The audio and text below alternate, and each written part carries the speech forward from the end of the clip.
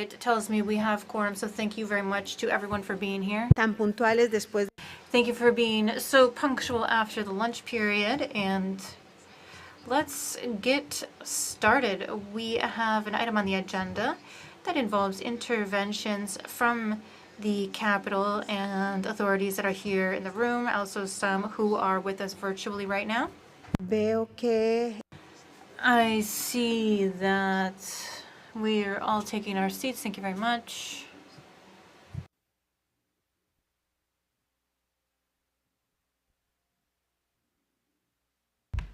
ahora sí. Muy buenas tardes a todos. All right, now, good afternoon, everyone. And as next item on the order of business, and at the request of the delegation of Uruguay, on behalf of the delegations that are members of the group of Friends of Rights of Persons with Disabilities, this council will address a particularly relevant topic for the hemispheric agenda, which is promoting and protecting the rights of persons with disabilities. For over 20 years now, the OAS has consolidated a regulatory and pragmatic framework that is very robust in this area and sustained on tools such as the Inter-American Convention for the Elimination of All Forms of Discrimination Against Persons with Disabilities, and the Program of Action for the Decade of the Americas for the Rights and Dignity of Persons with Disabilities. In this context, the Committee for the Elimination of All Forms of Discrimination Against Persons with Disability, known as CEDIS, has played a fundamental role as a technical follow-up mechanism through various periodic cycles of monitoring based on national reports presented by states parties. Similarly, and in complement, the Program of Action has guided the development of inclusive public policies with a strategic approach that includes key areas such as education, healthcare, employment, and accessibility, with support from the mixed group for its hemispheric monitoring. This item aims to present to member states the results of the fourth monitoring cycle of the convention, as well as progress in implementing the program of action, including the regional report on disabilities. This step aims to strengthen hemispheric dialogue, to promote exchange of experiences and best practices, and to contribute to determining shared priorities which guide our future work on behalf of the rights and dignity of persons with disabilities in the region. Before we continue, I'd like to give a warm welcome and express our gratitude to Ms. Silvana Luciani, the head of Unit of Non-Transmissible Diseases, who is with us at today's session at the request of the chair. Also, I would like to share that the presence of PAHO in this item on our agenda today reflects the close collaboration between both organizations, each one in its own mandate, and our shared interest in moving forward in this very special and relevant agenda for member states. So, welcome. And also welcome to the entire team from the Secretariat. I would also like to share that you already have the order of business. It was adopted, and as you know, we have 3 speakers on this item on the agenda. So I would also like to indicate that the space corresponding to each member state has national authorities that will be taking part, and they will not be representing an extension for the speakers. Rather, it is to substitute the member states represented from the capital with the same time frame that is designated for each member state, which is 5.5 minutes. And let's begin with Ms. Antonia Irazabal, the Assistant Technical Secretary for the National Institute of Persons with Disability in the Ministry of Social Development in Uruguay, and chair, and congratulations, she was just elected as chair of the Committee for the Elimination of All Forms of Discrimination Against Persons with Disabilities, who is with us this morning and connected virtually. So I give you the floor for 7 minutes. Madam Isabel, I give you the floor. Microphone. Creo que tenemos que quitarle el mute. I think we need to turn off the mute on her microphone so that we can hear her.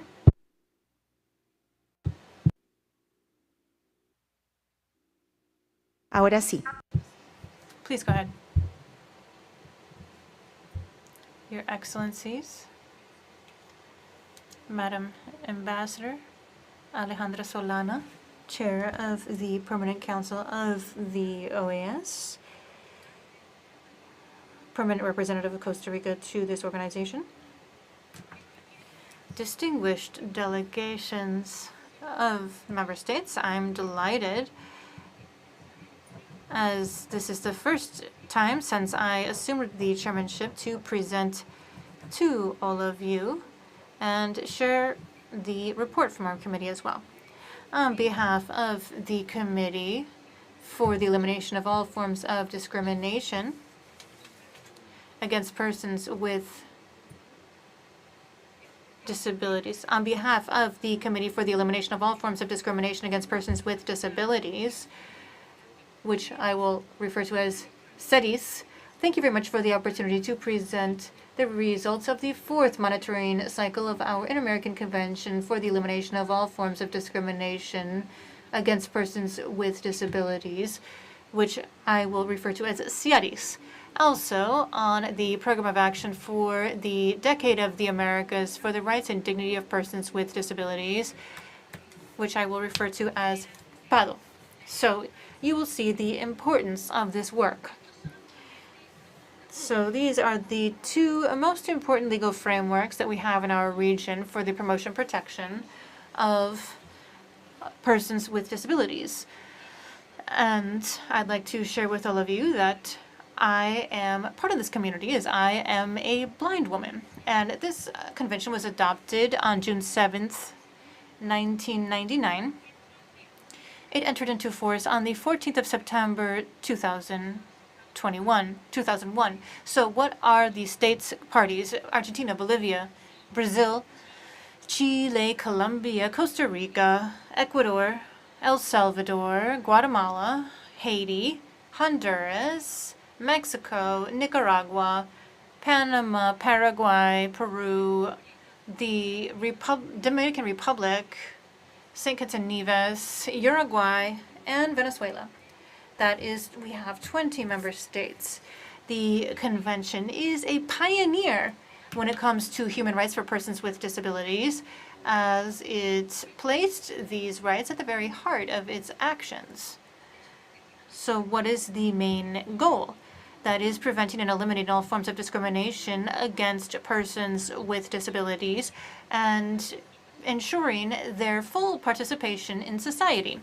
In Article 2, it states that the states commit to adopt, among other measures, the following.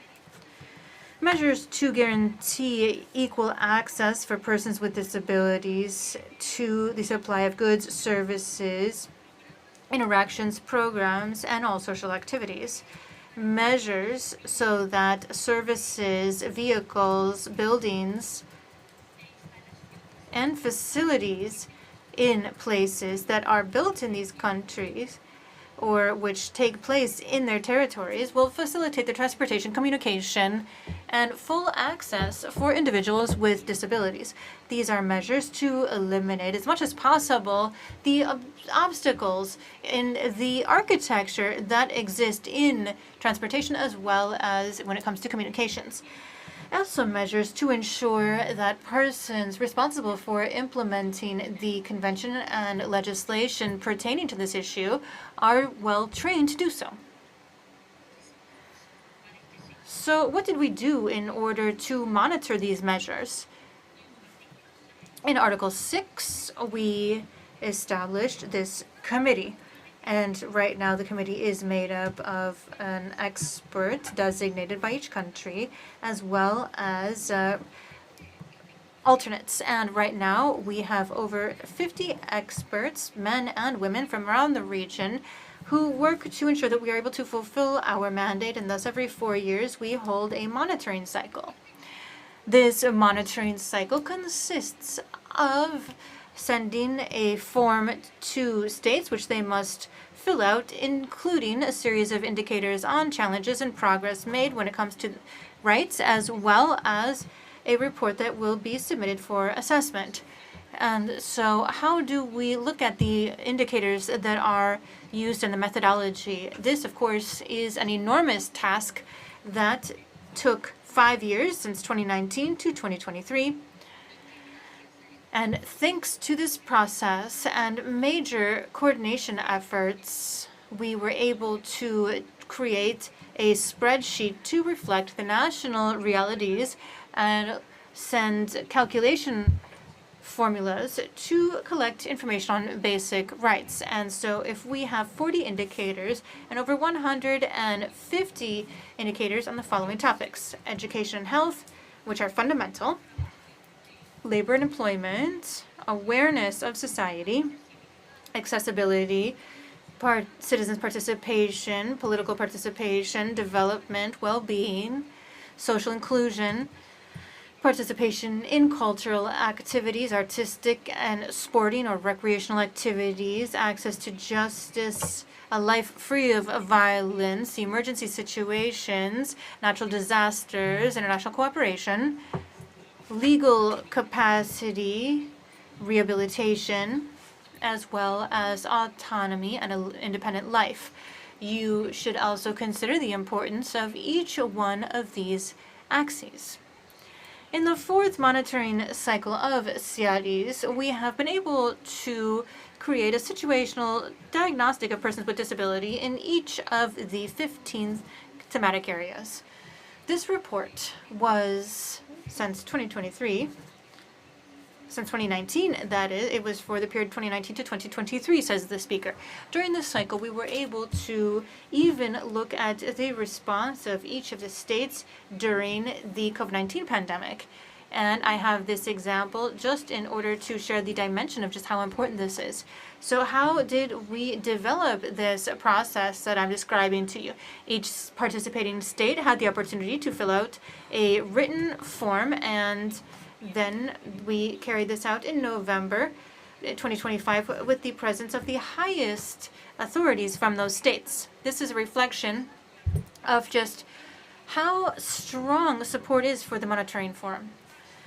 In March of 2026, we held the 14th meeting of CIADIS in Uruguay, my own country, where we had priceless support from the Ministry of Social Development, and I am very proud to be part of that ministry. At this occasion, we were able to deliver to each state's party an individual evaluation and microphone. Buenas, Can we please give audio back to Madam Isabel so she can conclude her intervention? We will give you the audio back. Madam? Please turn on your microphone so that we don't just leave you hanging without being able to finish your presentation. It's on mute. Si me hace el favor. Please continue, madam. And so I was telling you that every state delivered this in Montevideo. They delivered a report to reflect progress achieved, challenges faced, as well as recommendations. I will mention just a few of those recommendations that we were able to provide to the countries, just to give you an idea of the scale of how important this mechanism is. Strengthening mechanisms for data collection, for example, strengthening accessibility in transportation and communication, awareness campaigns, moving forward in deinstitutionalization of persons with disabilities, which today is, of course, a problem that we continue to address in our region, harmonizing local regulations with the highest regulations, just as where we are working, and also hand in hand with the United Nations, avoiding segregated services for individuals with disabilities, as well as ensuring training programs to ensure that professionals in the healthcare, education, and justice systems are prepared to implement these regulatory frameworks when working with persons with disabilities. Our process is not going to end here. We have additional advancements to celebrate, and in 2025, with support for the Department of Access to Rights, which held a partnership with the foundation here, we were able to build a platform which was an unprecedented situation where we created a digital platform with digital monitoring of the recommendations that were delivered to each country. And this means that starting from this year, the states parties will be able to report progress live on all of the measures they are implementing in order to comply with the recommendations. And they are able to continuously monitor them without having to wait for the 5th round of reports. I'm delighted to share with all of you that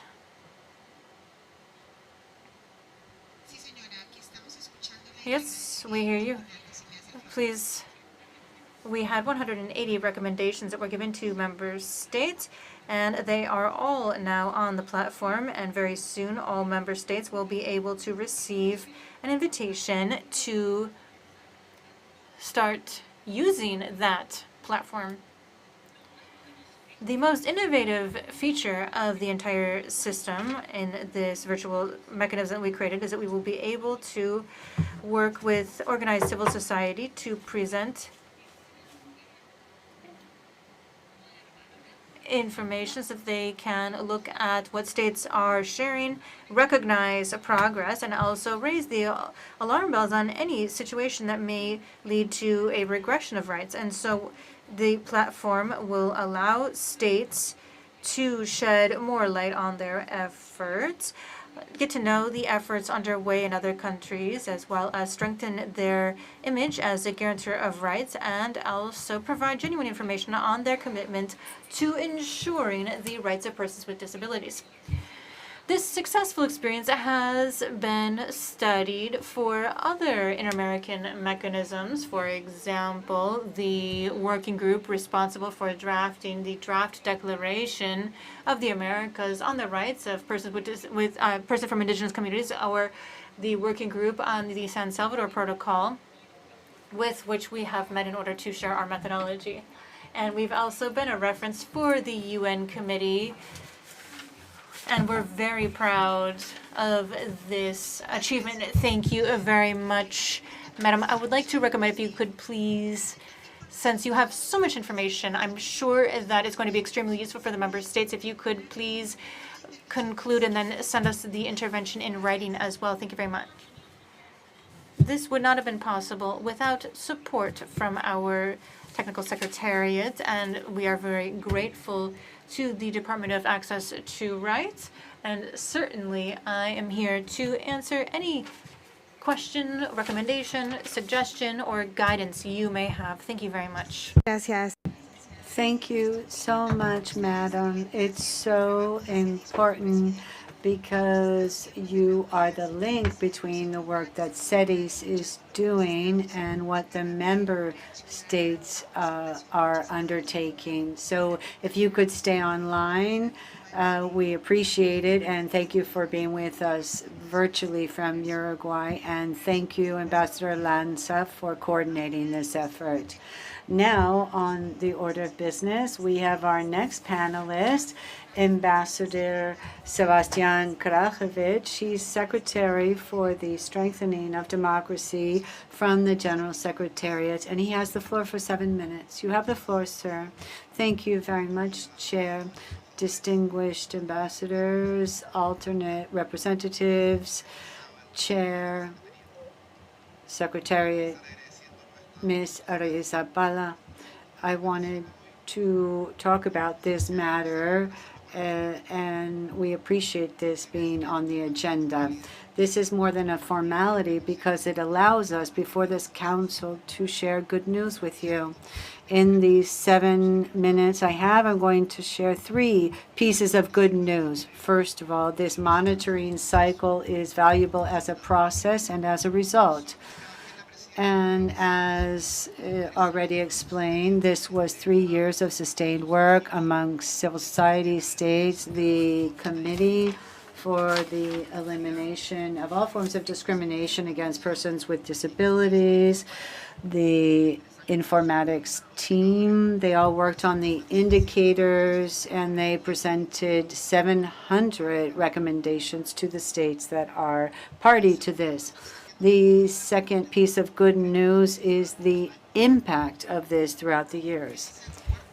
This is the fourth cycle of recommendations, so this is 2 decades. In the second cycle, we began to work on homogeneous indicators for all states. And as you know, measuring is the first step to then be able to improve. And we've started to measure these improvements over the last years. Argentina, for example, multiplied by 12 the number of disabled people in schools.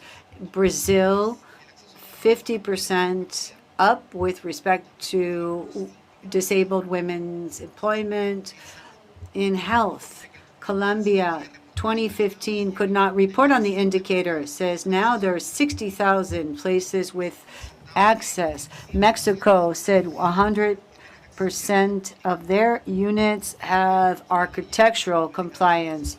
And in other countries, it's 19 out of 20, or in Guatemala, with respect to information about people with disabilities in prison. And with great efforts, they've been able to give this information. When we look at legal developments, the fruits of these cycles are clear. There are an increasing number of countries that are changing their laws. They are recognizing the legal capacity of disabled persons, such as the law in Costa Rica or Bolivia. Went from awareness to actually the legal requirement to report different cases about people with disabilities, or the vote at home in Ecuador. Before it was a draft law, and now it is a requirement for the elections. And we see results in many areas. Chile gave better coverage for housing, and in tourism, we have investments which respect to accessibility to beaches. In sports, Dominican Republic, Uruguay have shown that they are investing in trainers, visibility for people. Panama reports 4,500 people trained with respect to security for disabled people in emergencies. Each one of these shows a progress is thanks to families, disabled persons, those who are pushing this forward. And this allows us to affirm that this is very worthwhile. Before, countries could not even report on these indicators in 2015. They had no mechanisms for this. Now this is part of national census, national surveys. And the third piece of good news, Chair, we have a long way to go. We can continue to overcome hurdles, discrimination, stereotypes, lack of accessibility, lack of transportation, especially in rural areas or in areas where indigenous peoples live, or the limited representation of disabled peoples in political life. And we can really grow in the States. Today, as our chair said, there are 20 countries, but Dominica, Jamaica, and a few other countries will soon be part of this, and we've had great results. And we believe that it is clear that when we cooperate, when we work jointly without being competitive, rather with mutual understanding, the results always come and are positive.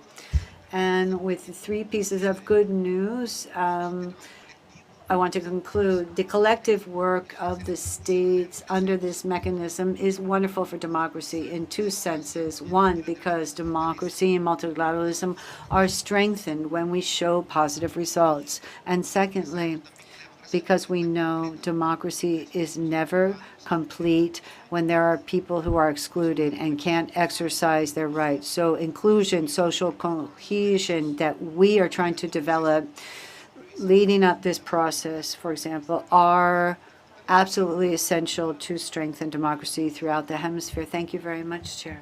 Muchísimas gracias. Thank you, Secretary.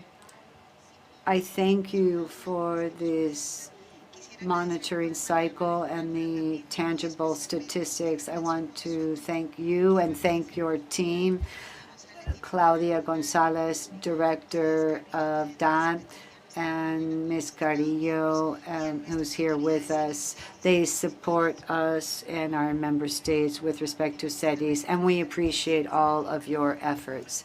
And as you said, human rights, democracy, access to rights, this is on our agenda. We now also have a video to show you from the mixed group for the hemispheric follow-up on the Program of Action for the Decade of the Americas for the Rights and Dignity of Persons with Disabilities. If the Secretariat would please put the video on the screen, we appreciate it.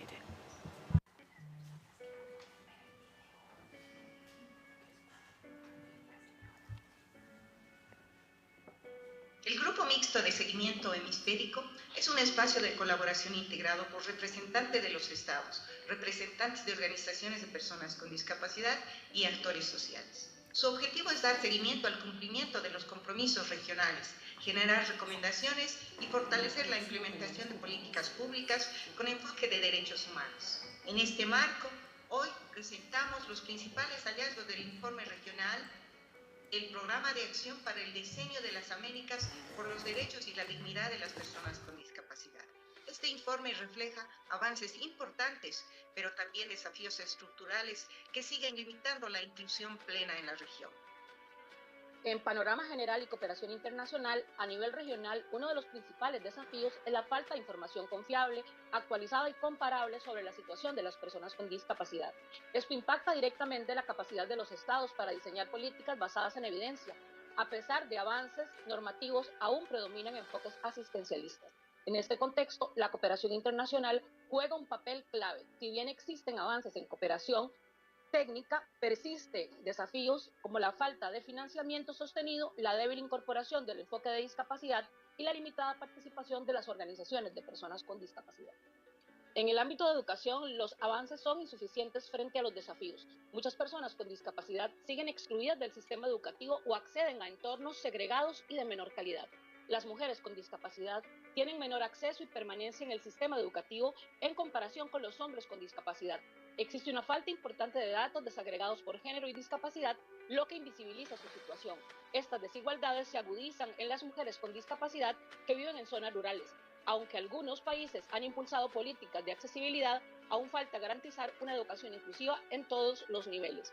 Es clave fortalecer la formación docente, mejorar los sistemas de información y asegurar que la inclusión educativa sea una realidad para todas las personas.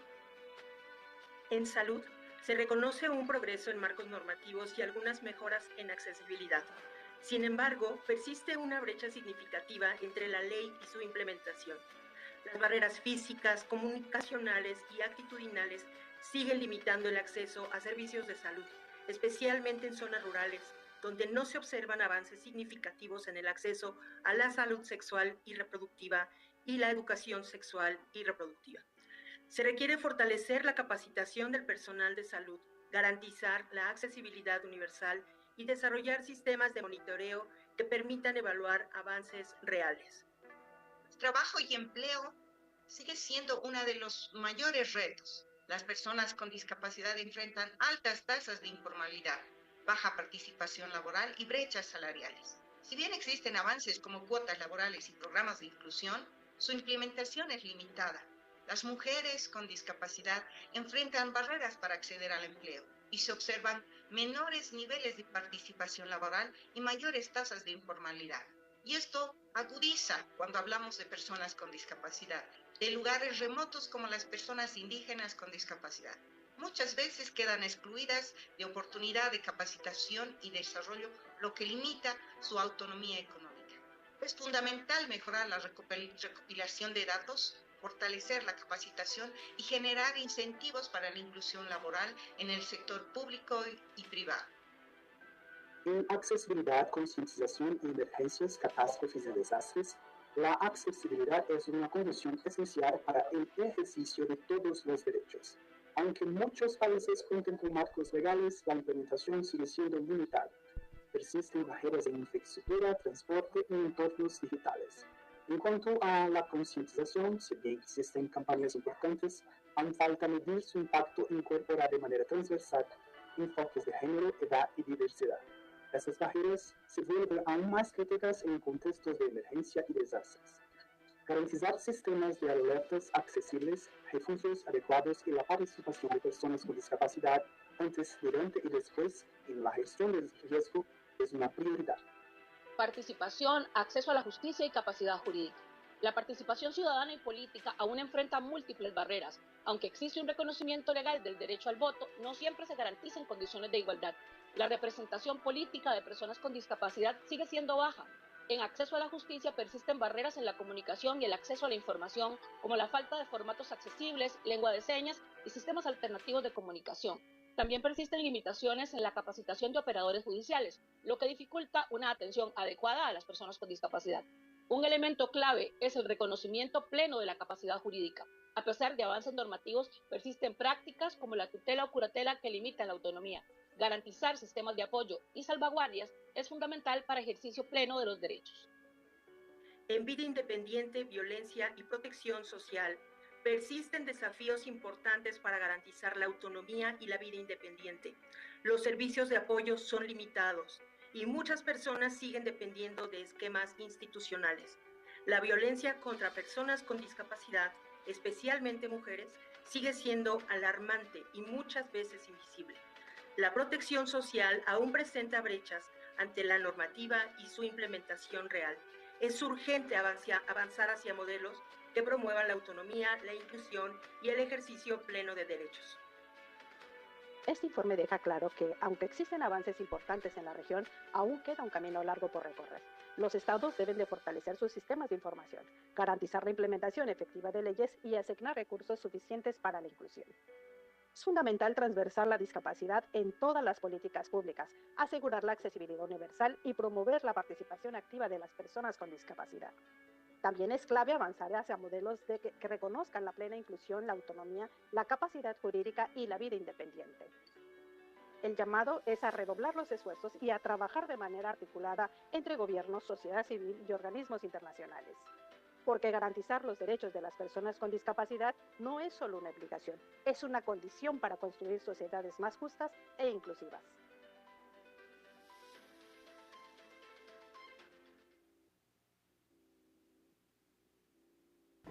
Muchísimas gracias a la Secretaría. Thank you very much to the Secretariat to produce this wonderful video. And I'd like to thank the mixed group for their work. And we saw this on the video, in the follow-up of the Program of Action for the Decade of the Americas for the Rights and Dignity of Persons with Disabilities. Thanks to our panelists, I'd like to give the floor to member states. And with respect to request for the floor, we have Costa Rica and the Dominican Republic, who are the vice chairs of SETI. So we have Costa Rica first. We want to give our thanks for the report on the fourth monitoring cycle of CIADIS and PAD. And we thank all of our panelists. I have the honor of presenting the intervention of Ms. Gonzalez, who is the chair of the National Council for Persons with Disabilities and the first vice chair of SEDIS. She will talk about the national and regional experience and the advancements and challenges in implementing this convention. Please go ahead. Distinguished representative in the framework of the presentation of the results of the fourth cycle of the monitoring of the Inter-American Convention on the Elimination of All Forms of Discrimination Against Persons with Disabilities, CIADIS, and the Program of Action for the Decade of the Americas of the Rights and Dignity of Persons with Disabilities. As the representative of the entity that is charged with monitoring the rights of persons with disabilities in Costa Rica. In the analysis of the report in Costa Rica with respect to international instruments, Costa Rica identified strategic areas where we had important progress. Through the implementation of different accessibility laws, we were able to monitor public institutions with respect to accessibility to information, communication, and ICTs. We have regulations that also define, for example, sign language in Costa Rica, and interpretation of sign language. We have 3,600 people from the non-hearing community that participate. We have 240 people who were trained in IT. We trained 215 public civil servants in accessibility, digital content, production of accessible documents, also easy to read manuals. As the fruit of this, Costa Rica got 92.8% in digital accessibility. With respect to employability and development of skills, we've done the following. Interinstitutional training for accessibility to allow employment of disabled persons in the public sector. Also, hiring human resources, skills for insertion in the labor market, and public-private partnerships to help in insertion in the labor market. Skills that were then provided under different ministries. With respect to public education, we made adjustments to include disabled students in all levels of education, fomenting inclusion, accommodations, and support.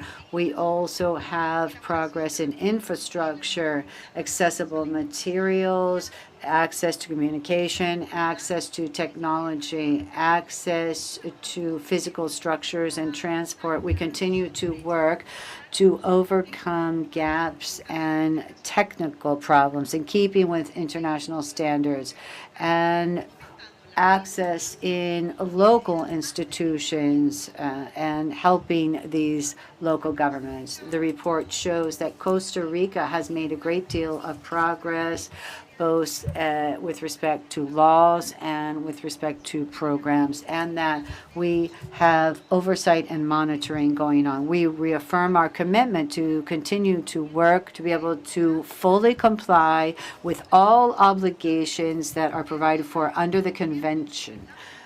Awareness raising, development, monitoring, and evaluation of all plans, programs, and policies. Thank you.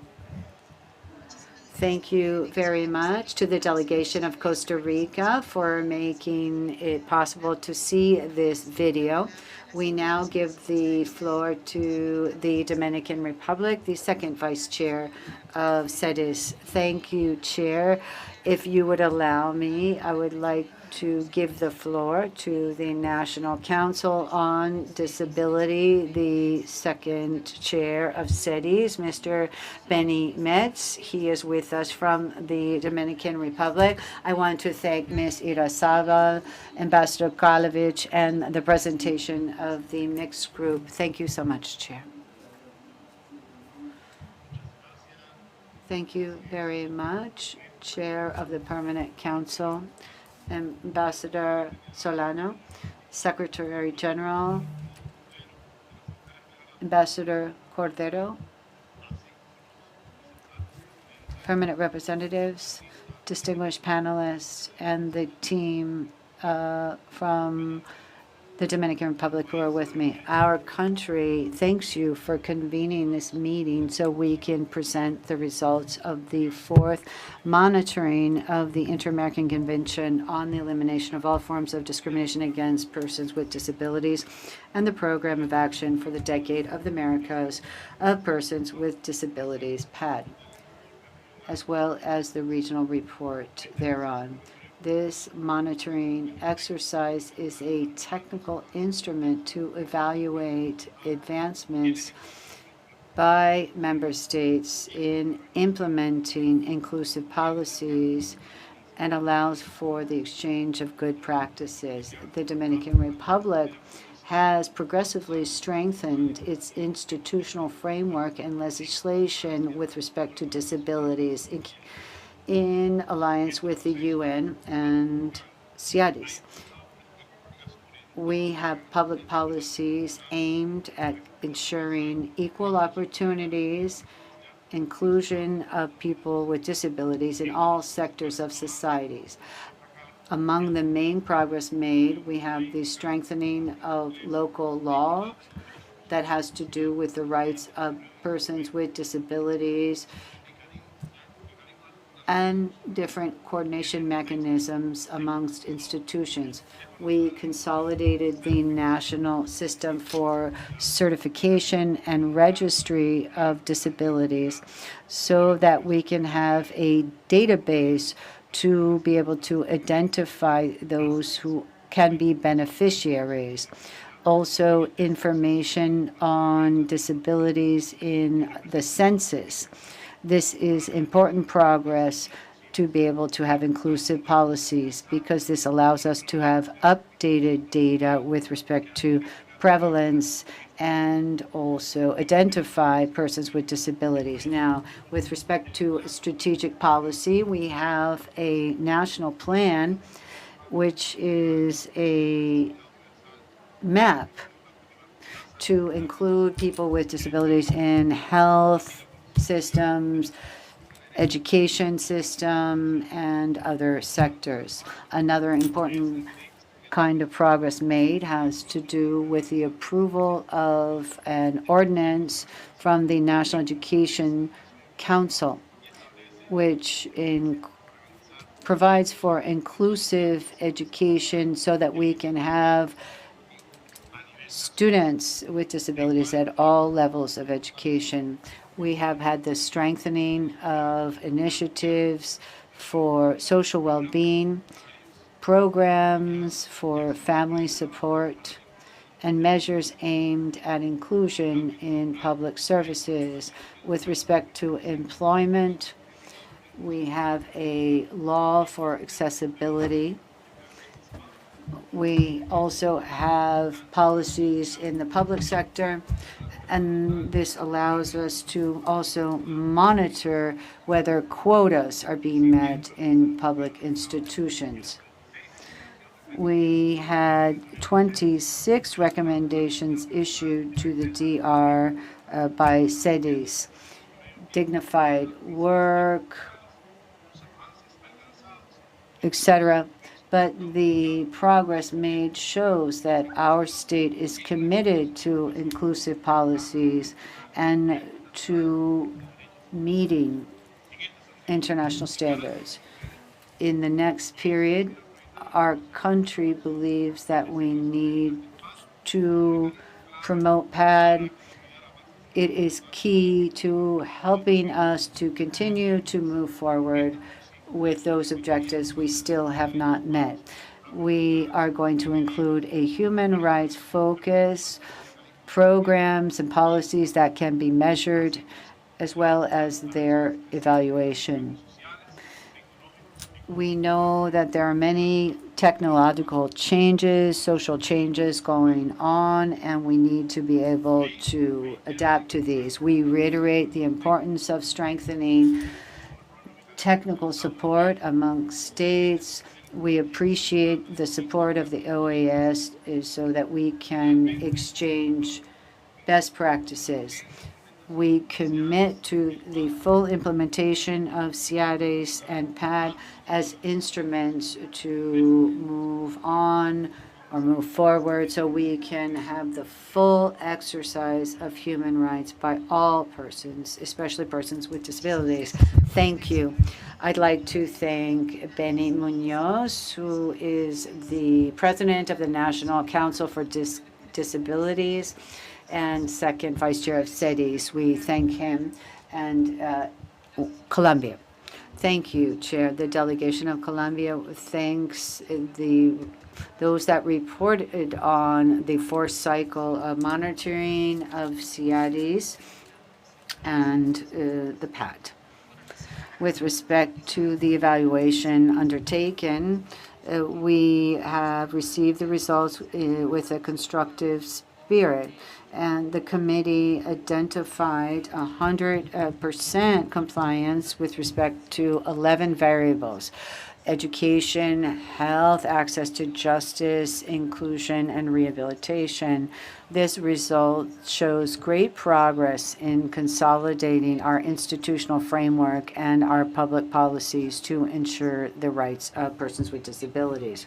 At the same time, we take note of the challenges identified and reaffirms its commitment to gradually being able to comply with these objectives. We are following up on our public policies. For example, with respect to labor inclusion, we have adopted important steps to give access to employment for persons with disabilities. We have quotas in the public sector, and we have the reform of a labor law, which strengthens having accommodations and inclusion of persons with disabilities. We also have training programs to facilitate insertion in the labor market. With respect to political participation, we have been strengthening access to voting places.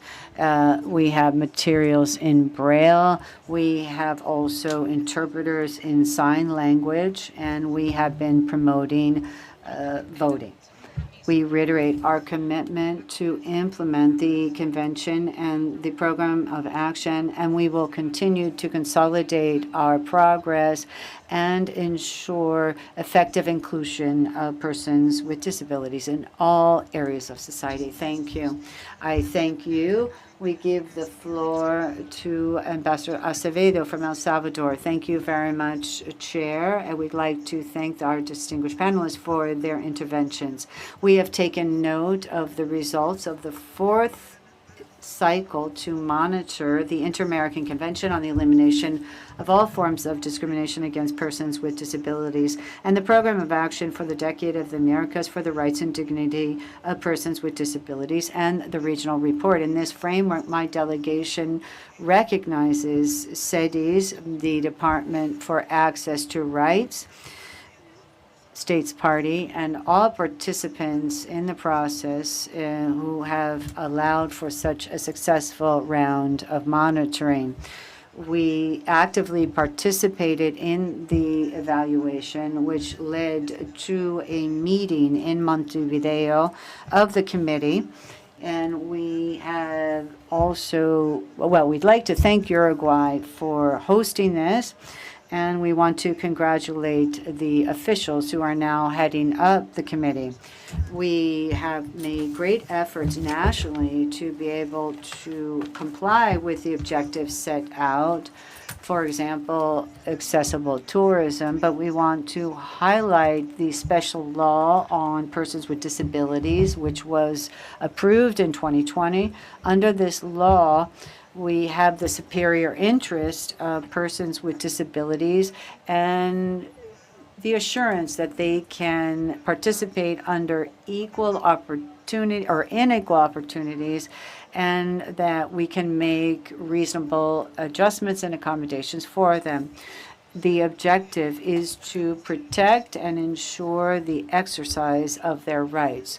The national census that took place in 2024 was a great effort because it allowed us to actually be able to identify different gaps that exist. And so now we have the different questions that we have or that we pose and are included in this survey. We have a Ministry of Science and Technology, which is always making adjustments, and the government has also renovated schools so they can be more accessible.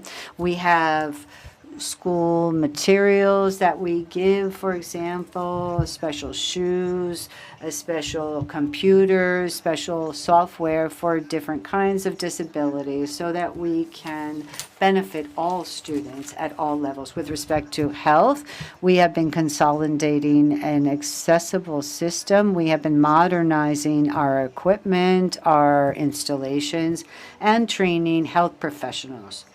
In that regard, we have technical standards for integral treatment of persons with disabilities, and we have been giving also courses to persons with disabilities.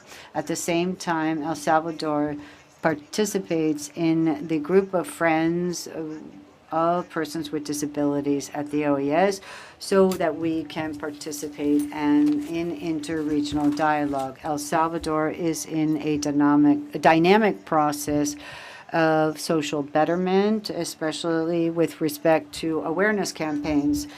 We have an entity that is strengthening institutionality to improve services. We are designing and formulating a policy for persons with disabilities, and this is being built with the participation of different stakeholders, especially persons with disabilities. We recognize that we have a long way to go, but we reaffirm our commitment to promote, respect, and guarantee the rights of those persons with disabilities. This commitment is expressed in our will to continue to do everything possible to have a more inclusive society where persons with disabilities can fully realize themselves, can participate under the same conditions, and exercise fully their rights. Thank you, Ambassador. The delegation of Brazil, Ambassador Belli. Thank you, Chair. The Brazilian delegation is thankful for the presentation of this report on the fourth cycle of monitoring, CIADES, at the Program of Action for the Decade of the Americas for the Rights and Dignity of Persons with Disabilities. We greatly value this exercise, and it's not just a technical evaluation and cooperation instrument.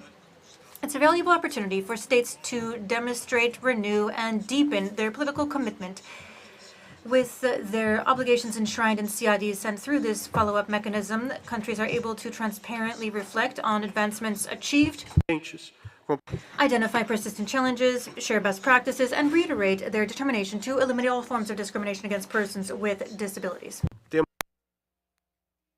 We are particularly proud to actively participate in this process by providing qualified contributions from our representative, Mr. Leandro Igor Vieira Ferreira, the National Secretary for the Rights of Persons with Disabilities. His activities reflect our commitment to continuously moving forward in this agenda. My delegation is delighted that the Department of Access to Rights at the OAS and CIADES and all member states have successfully concluded this fourth monitoring cycle. This is an important panorama on the advancements, challenges, and opportunities for strengthening our public policies. And nationally, we reiterate our historic commitment to promoting the rights of persons with disabilities through concrete initiatives. In this context, we would like to underscore a good practice that's particularly relevant. The recent launch by the Ministry of Human Rights and Citizenship of the awareness campaign Discrimination Against Persons with Disabilities, known as ableism. This initiative is an important strategy for awareness raising and strengthening public policies that are inclusive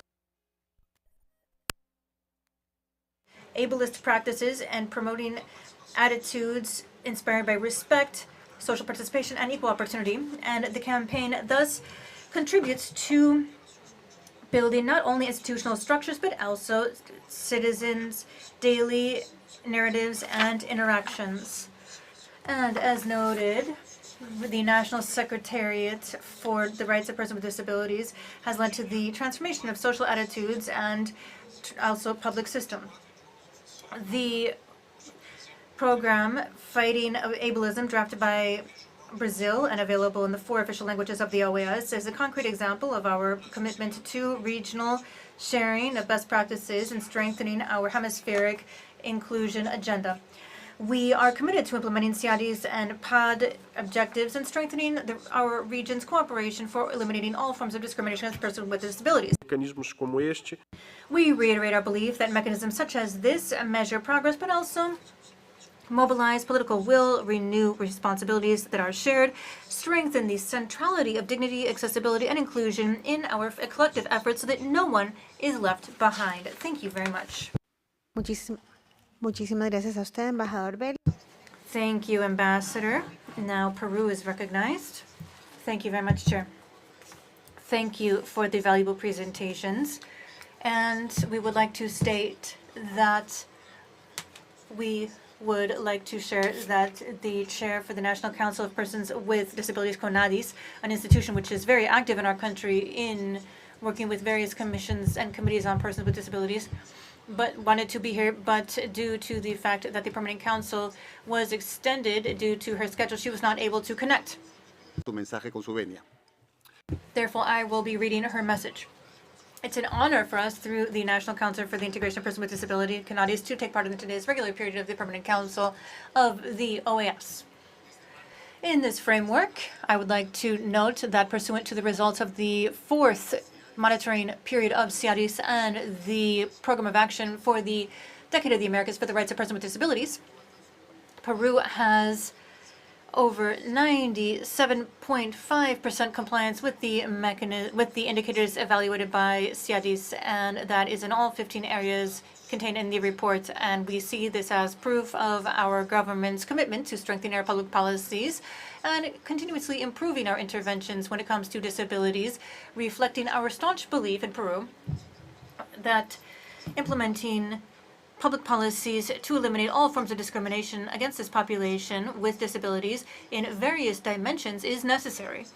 We'd like to underscore that this year we have adopted important regulatory instruments such as the modification of Law 29973, the General Law on Persons with Disabilities, with the aim of implementing a Braille system in restaurants and tourism facilities. And we also have been training staff and ensuring an independent life, integrating persons with disabilities without obstacles, and promoting citizens' participation, including that of citizens with disabilities in public management. And also we created the National Working Group for Consolidation Monitoring, CIPERIS, with mechanisms for intergovernmental cooperation.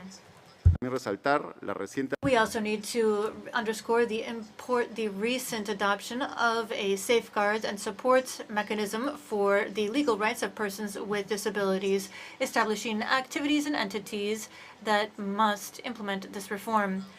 On the other hand, as stated in the framework of the 14th regular period of CIADIS, Peru has a working agenda underway aimed at consolidating educational services that are inclusive, with an emphasis on strengthening healthcare services, which includes comprehensive care and early detection of disabilities, as well as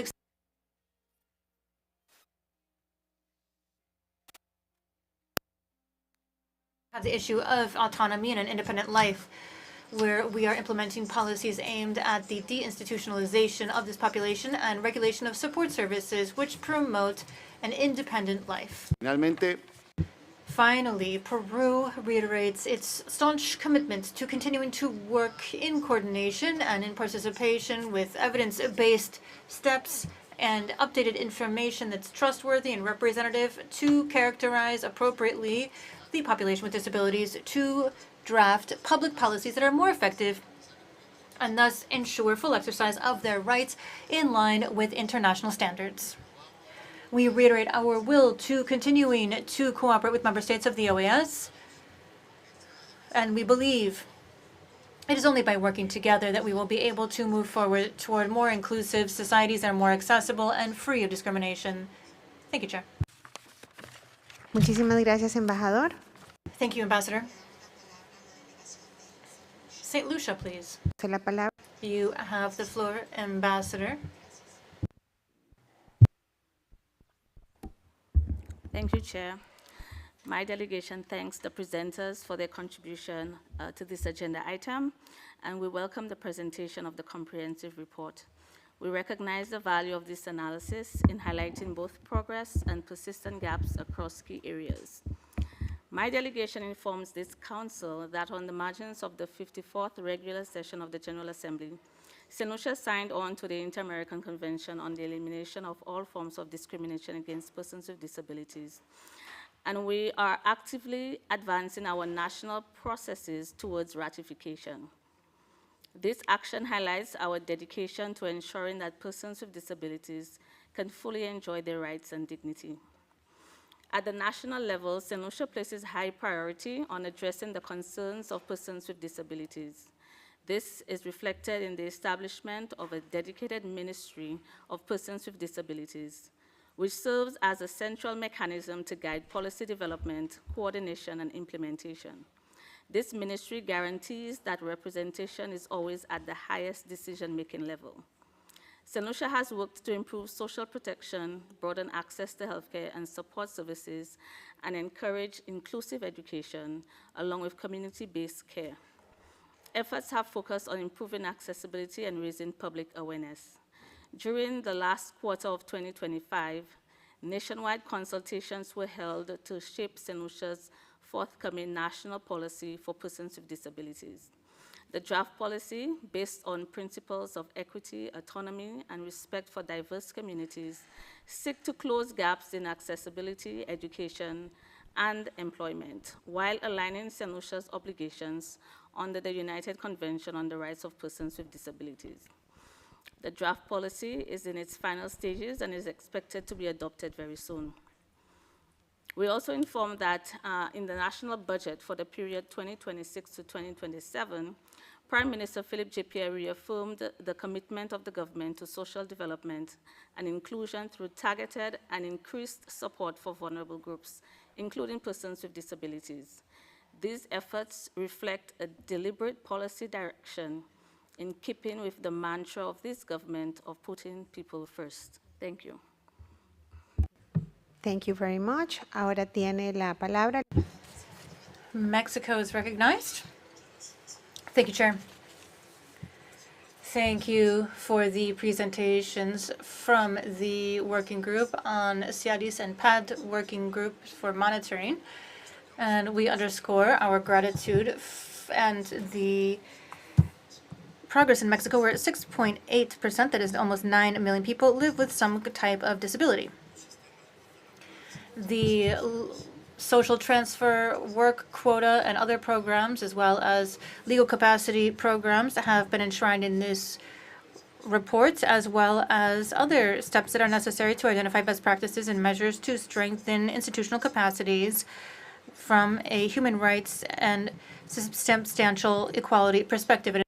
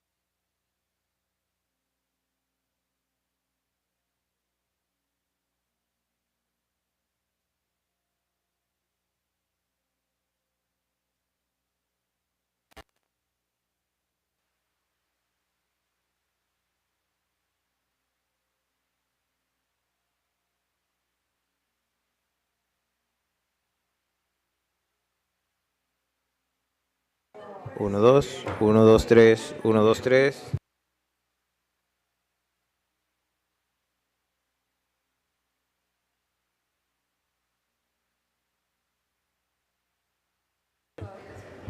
Uno, dos, tres.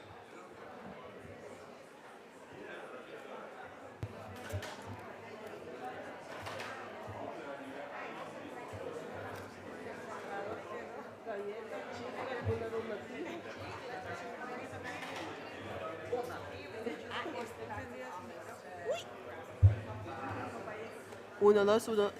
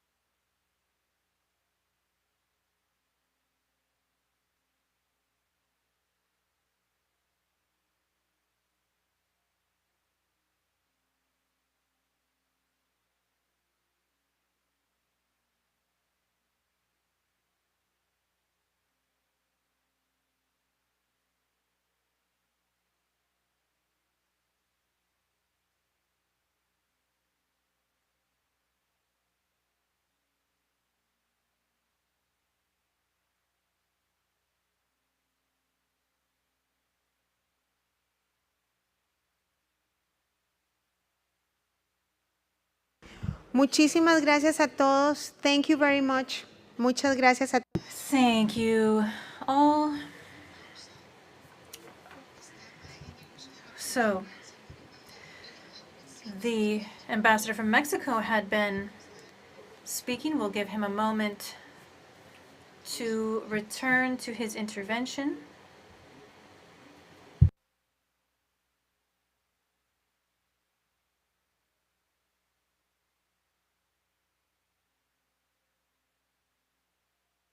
Muchas gracias a todos. Aquí Thank you. The ambassador Encinas has returned to come back to order. Please restart your intervention, Ambassador. Let's just start with where we had been.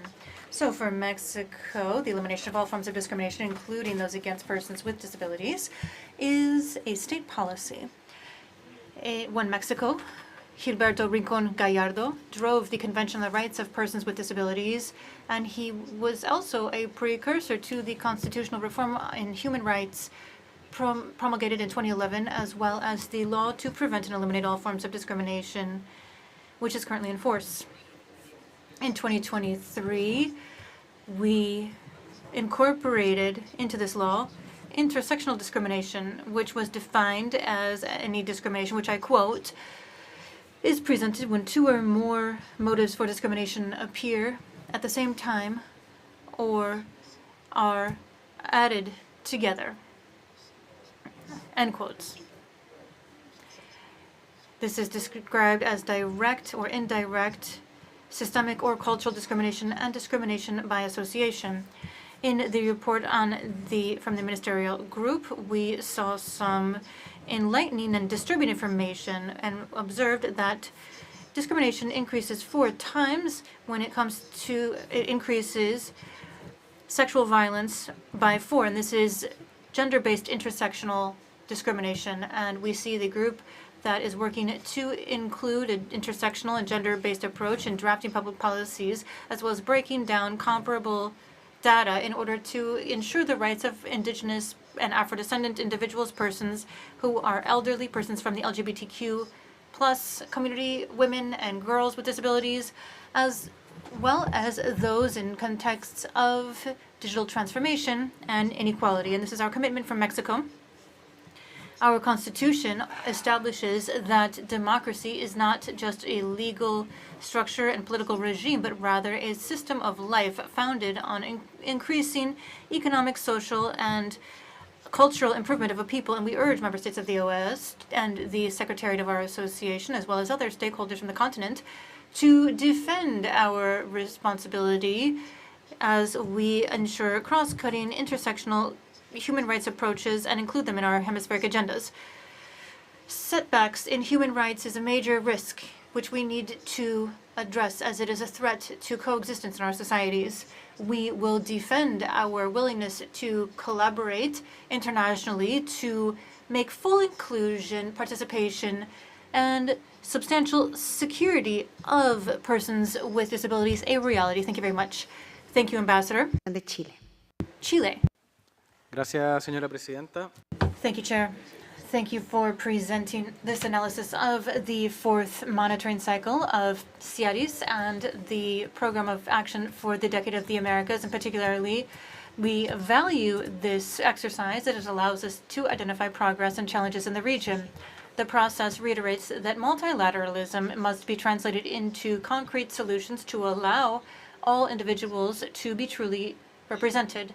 It requires us to reiterate our governance and ensure effective implementation of inclusive policies and ensuring the active participation of persons with disabilities in all areas of life. In line with this approach, in the case of Chile, this is particularly relevant when it comes to institutional strengthening and the adoption of a cross-cutting human rights-based approach as we progressively adopt these non-ableist policies. And we have the law on labor inclusion, and that has gone up from a quota of 1 to 2%. And we have a law on autism, which ensures the right to equal opportunities and social inclusion in education, as well as labor inclusion for individuals on the autism spectrum, as well as independent living programs ensuring national services for disabilities.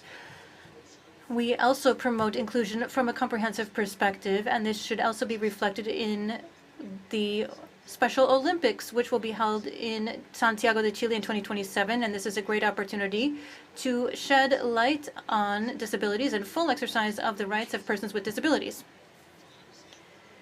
Chair, without prejudice to the achievements we've made, we agree with the report when it comes to persistent challenges, including the need to strengthen information systems and the willingness and the availability of broken down data in order to assess quality of life.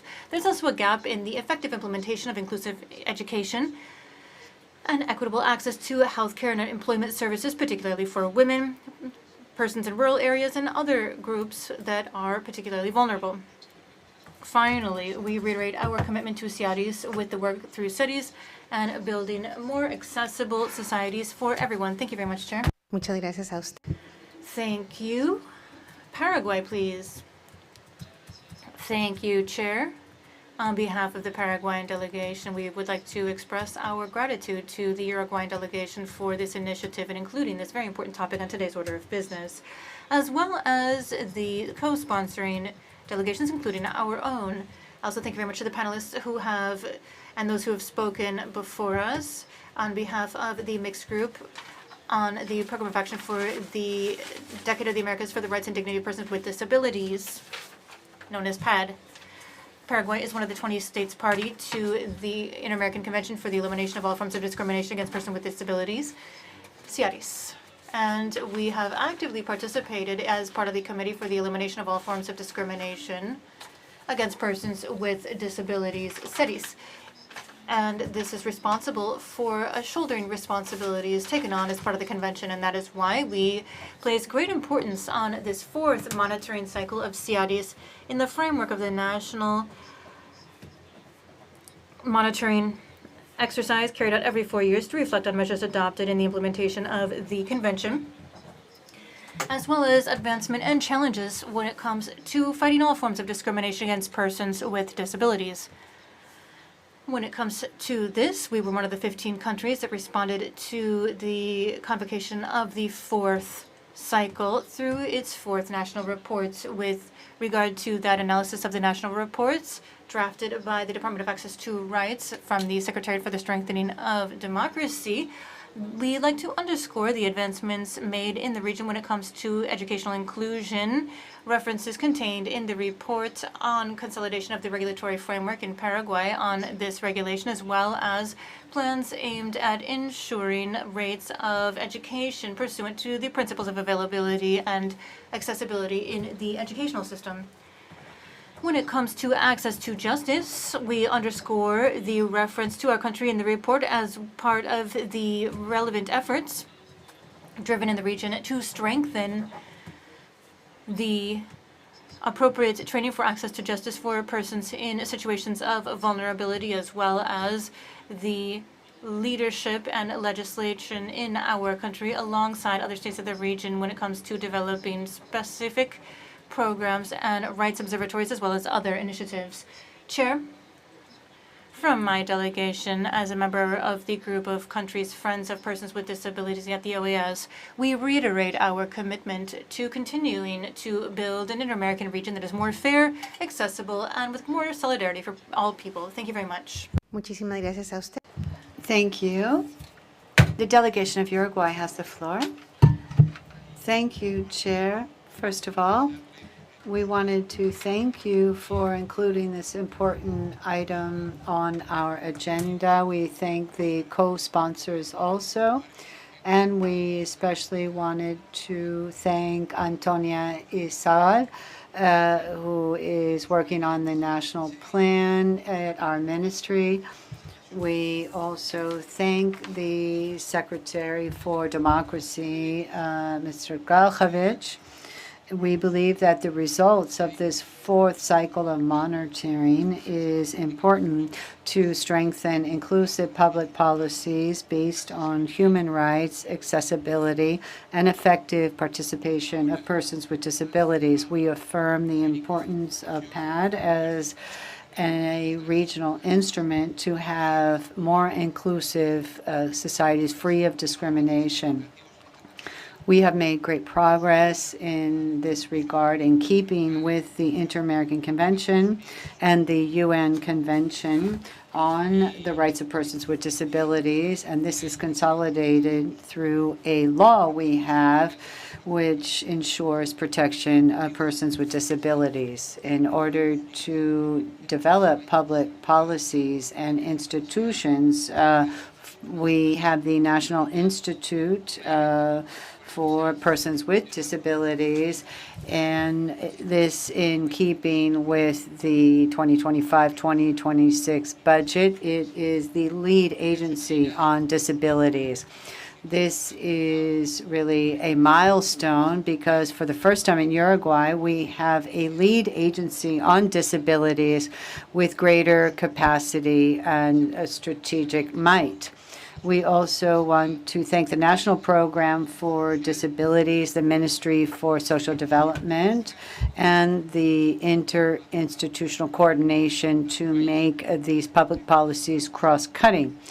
We have the national plan, Uruguay Without Barriers, to promote the rights of persons with disabilities. It is a strategic roadmap to promote this public policy. One important part of this is it's participatory, and different consultations have taken place to develop the plan, public institutions, persons with disabilities, civil society, including different institutions, universal accessibility, inclusive education, equal opportunities in employment, assistive technology, and promotion of accessible transportation and housing. We believe that inclusion must be cross-cutting and linked to sectors like housing, education, health, well-being, and care. We believe that we need care, inclusive care, and so we recognize the right of persons with disability to have care, and we need the professionalization of caretakers. It is a social responsibility. We need to strengthen information systems and data production systems so we can design evidence-based public policies to reduce inequalities. We have made great progress, but we recognize there are still challenges in access to education, labor markets, and also to have access to social programs, especially when disabled people are vulnerable. We are committed to strengthening regional hemispheric cooperation and the role of the OAS in exchanging best practices. We want to have more inclusive societies in the Americas. Thank you, Ambassador. The delegation of Ecuador has the floor.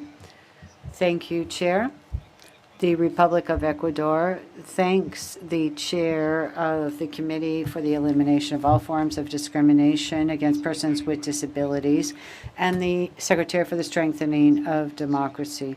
We thank the mixed group for the follow-up on the Program of Action for the Decade of the Americas for the Rights and Dignity of Persons with Disabilities, PAD, and we recognize the leadership of Costa Rica, which is at the helm of the committee.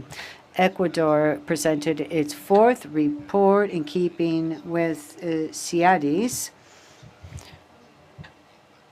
and in confirmation with PAD.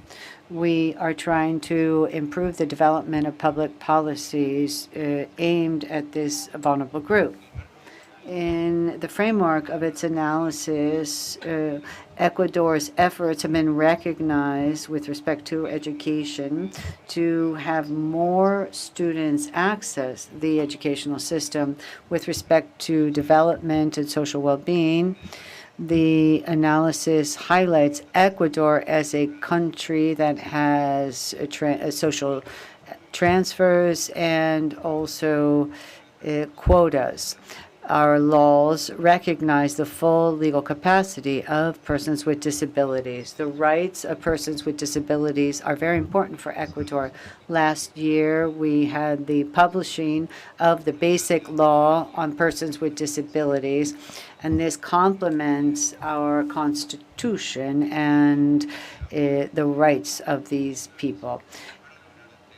We want to have the full exercise of rights by this vulnerable group. Ecuador renews its commitment to continue to work with other member states of the OAS for the full implementation of CIDs and PAD to help persons with disabilities and their families. Thank you very much. The delegation of Guatemala has the floor. Good afternoon. Thank you, Chair. My delegation would like to thank our distinguished panelists for their presentations, and specifically the Committee for the Elimination of All Forms of Discrimination Against Persons with Disabilities and the Mixed Group for drafting the fourth report on the monitoring of CIDs and the valuable recommendations shared. We value this exercise. It is a mechanism that can strengthen follow-up of the obligations undertaken by states under the Inter-American Convention on the Elimination of All Forms of Discrimination Against Persons with Disabilities and the Program of Action for the Decade of the Americas for the Rights and Dignity of Persons with Disabilities. My country especially appreciates the focus of the report, which highlights the need for cross-cutting public policies based on human rights, recognizing persons with disabilities as subjects of rights and actors in every sector of our societies. We have taken due note of challenges that persist. There are barriers to accessibility, and there are socioeconomic hurdles which really have an impact on persons with disabilities, especially in rural areas and in indigenous communities. We agree that we need to leave behind ableist mentalities and have gradual implementation of a human rights-based approach. In keeping with this, we reiterate our commitment to universal accessibility in different sectors, to have the effective participation of persons with disabilities in implementing and formulating public policies, and to improve different technological systems so we have more effective and evidence-based policies. We appreciate international and regional cooperation and exchanges of best practices as an instrument to allow us to have more equitable and respectful society. We reaffirm our commitment to build a society in which all people without distinction can fully exercise their rights, fully participate, and live with dignity. Thank you, Guatemala. Panama, you have the floor. Thank you, Chair. I'd like to begin by warmly greeting the Secretary for the Strengthening of Democracy, the ASG, and the Chair of the Committee for the Elimination of All Forms of Discrimination Against Persons with Disabilities, Ms. Antonia Irazabal, and the distinguished representatives of member states. The delegation of Panama thanks you for including this item on the order of business of the Permanent Council. And we thank the chair of SEDIS and the mixed group to follow up on the program of action for the Decade of the Americas for the Rights and Dignity of Persons with Disabilities. And we appreciate the presentation of results of the fourth cycle of monitoring of the Inter-American Convention on the Elimination of All Forms of Discrimination Against Persons with Disabilities. For Panama, this dialogue is very important because it reaffirms the hemispheric commitment to human dignity, equal opportunities, and full inclusion of persons with disabilities as fundamental actors in the development of our societies. The Inter-American Convention on the Elimination of All Forms of Discrimination Against Persons with Disabilities is a pioneer instrument in the inter-American system and shows the commitment of our states to have more accessible and inclusive societies. We recognize the important technical work done by SEDIS, as well as the value of the exchanging of best practices.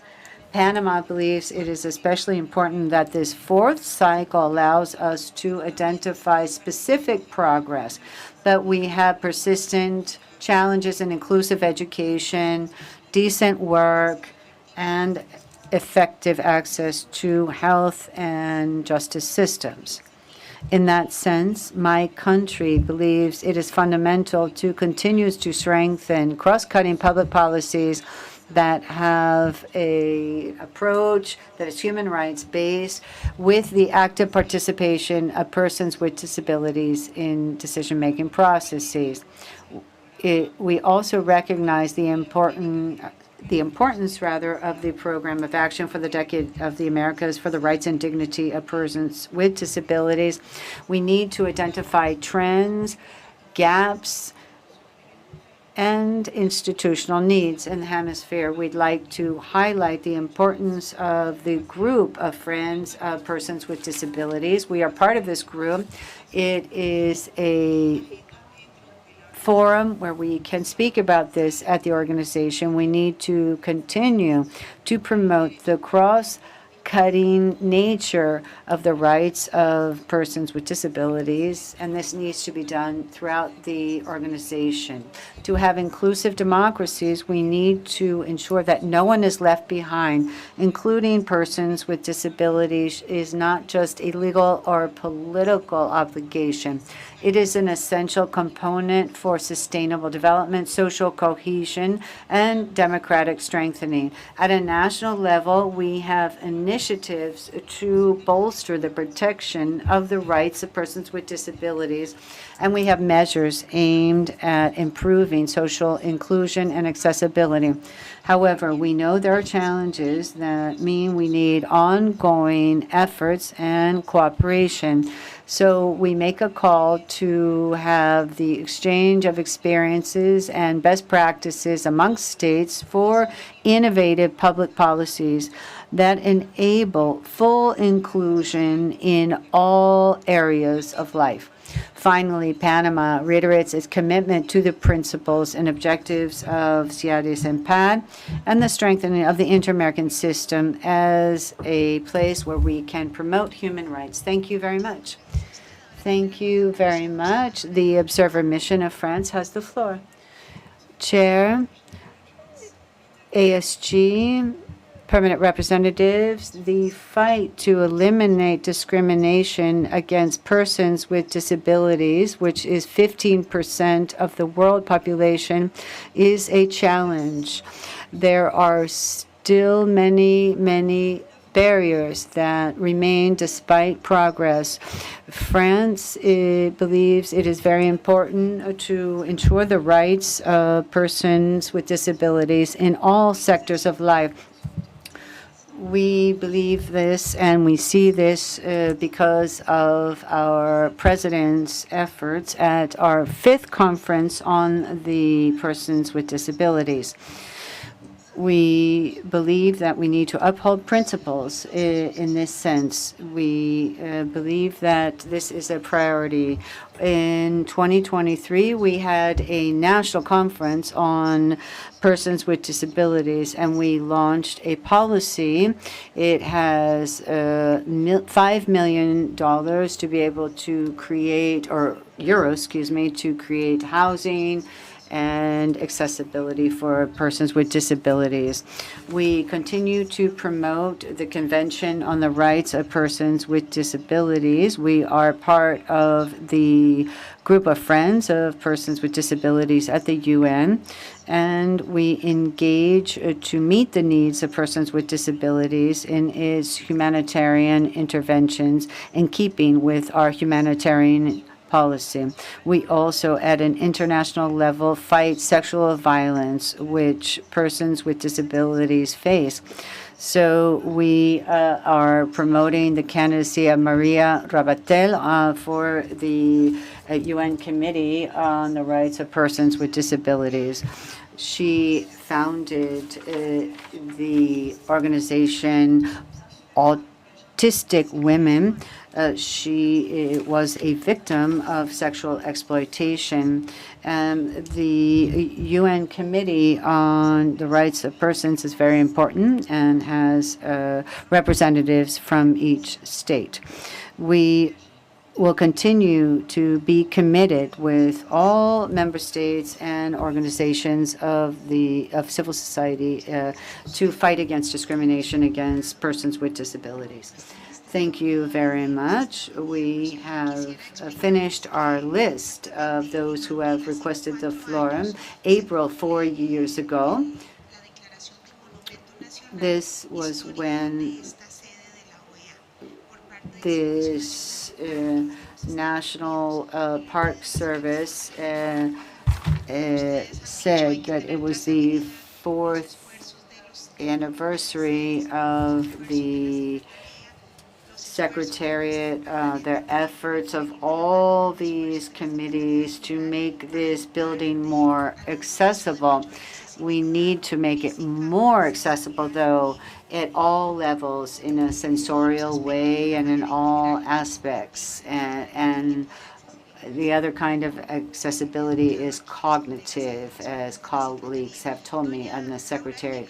Ms. Laura Gil, the Assistant Secretary General, is going to talk about efforts made thanks to the CAP to be able to move forward in these accessibility efforts at this building. Thank you very much, Chair. Distinguished representatives, I have been looking at the results of this fourth monitoring cycle. This is important to be able to promote the rights of persons with disabilities.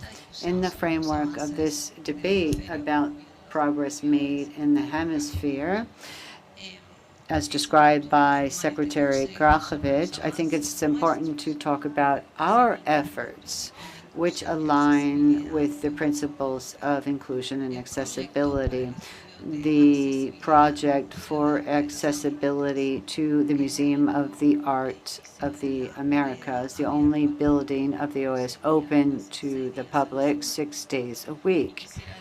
And I wanted to, first of all, underscore the joint work done with member states during the negotiation process, which culminated with the adoption of the resolution 1306 last April, under which, well, and thank you very much for that resolution, this council authorized $20,000 to do a specialized evaluation.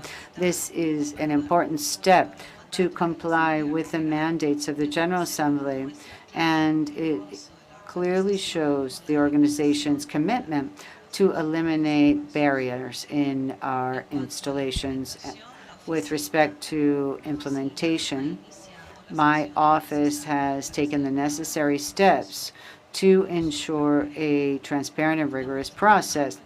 We are working in coordination with the procurement department to be able to have a competitive bidding process so that we can identify the most appropriate technical proposal and get the best value for our money in keeping with the standards and best practices of the organization and taking into account the requirements for austerity. We are also refining the technical terms after receiving the original proposals to make sure that we can make future decisions with respect to the infrastructure. The museum esteems the cost, if we do a study for all buildings on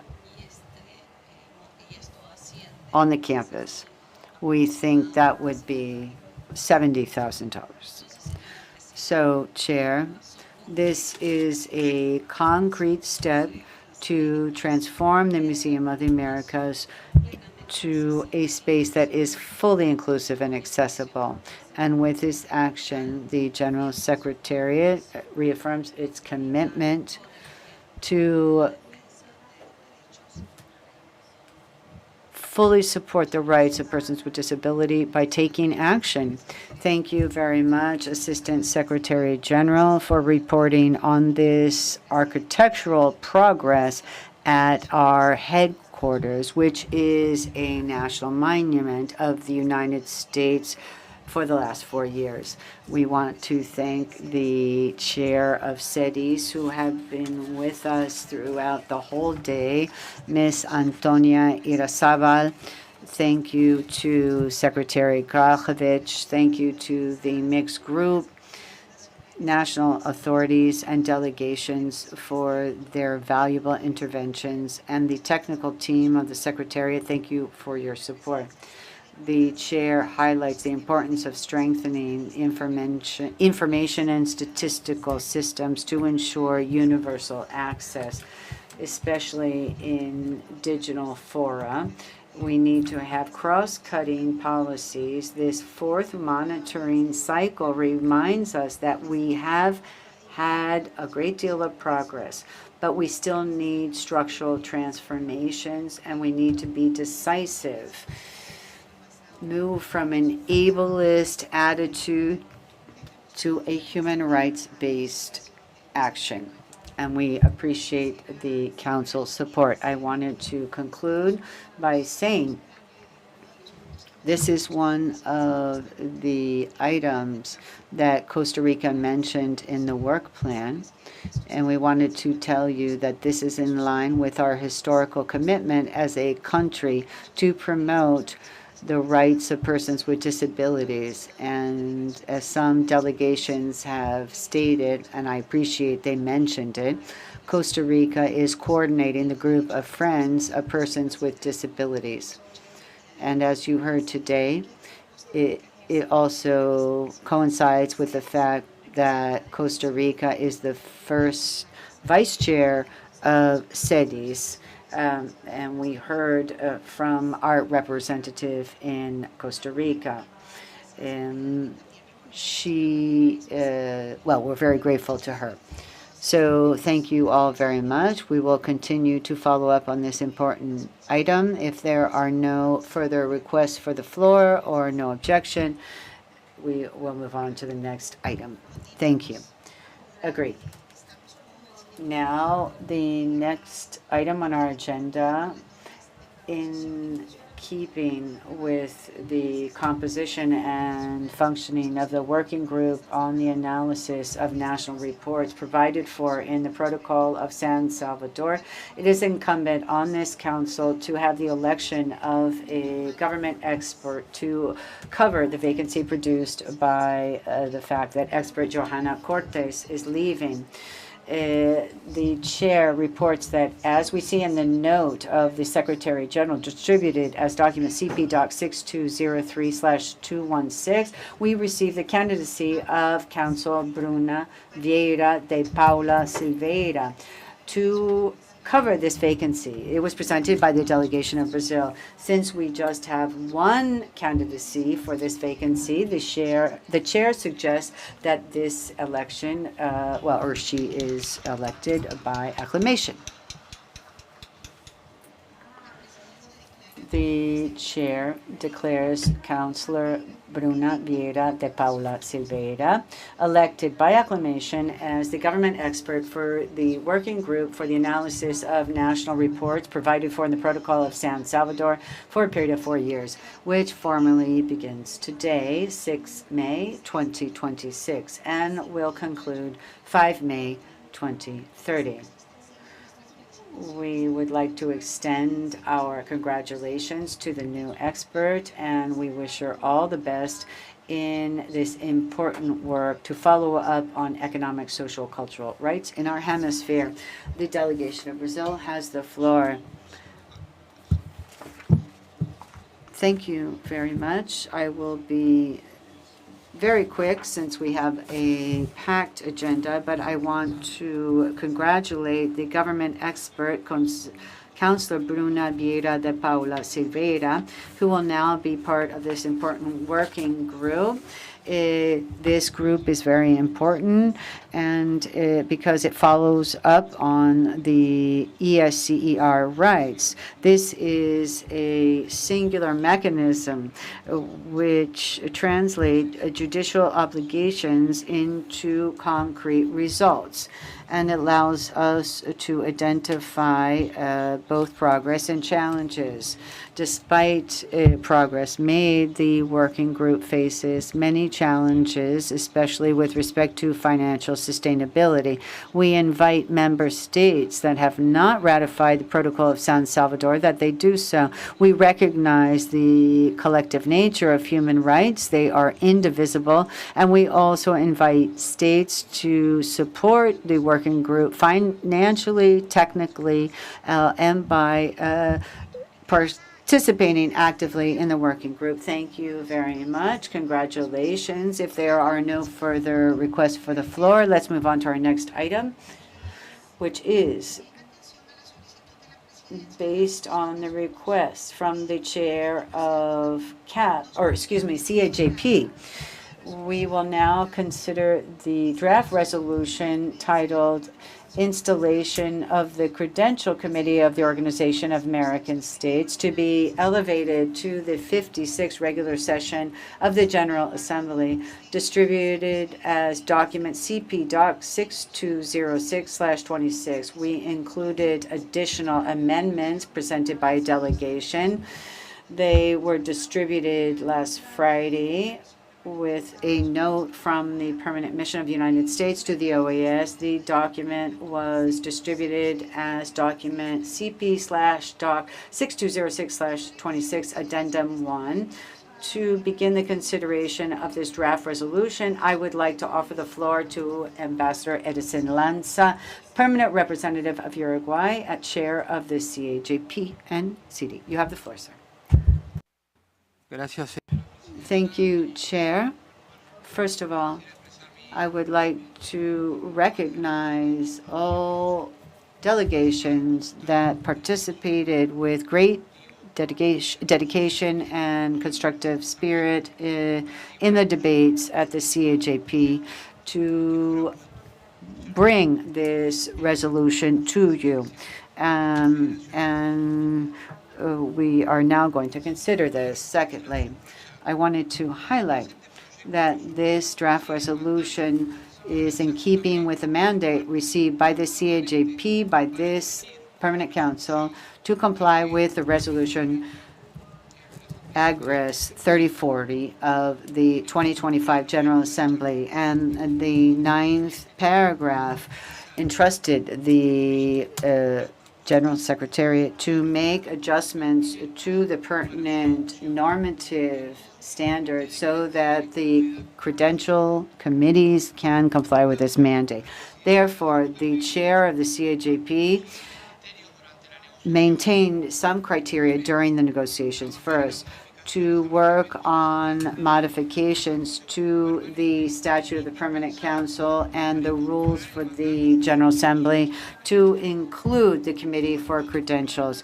Secondly, do not introduce in this body modifications to Agres 3040, which provided that this committee, which established this committee, considering that the resolution of the General Assembly has a framework for its integration, its attributions, and the capacity to issue its own rules of procedure. We are aware that during the negotiations and then once the draft was circulated, different member states made proposals which have brought about changes in with respect to Agres 3040. Notwithstanding, in this proposal, we believe that these go beyond the mandate given to us by the Permanent Council. The only aspect that was considered, and there was no agreement thereon, had to do with credentials of observer states. So there is a void in the resolution of the General Assembly 3040. We understand that CAJP has done a serious job based on technical criteria.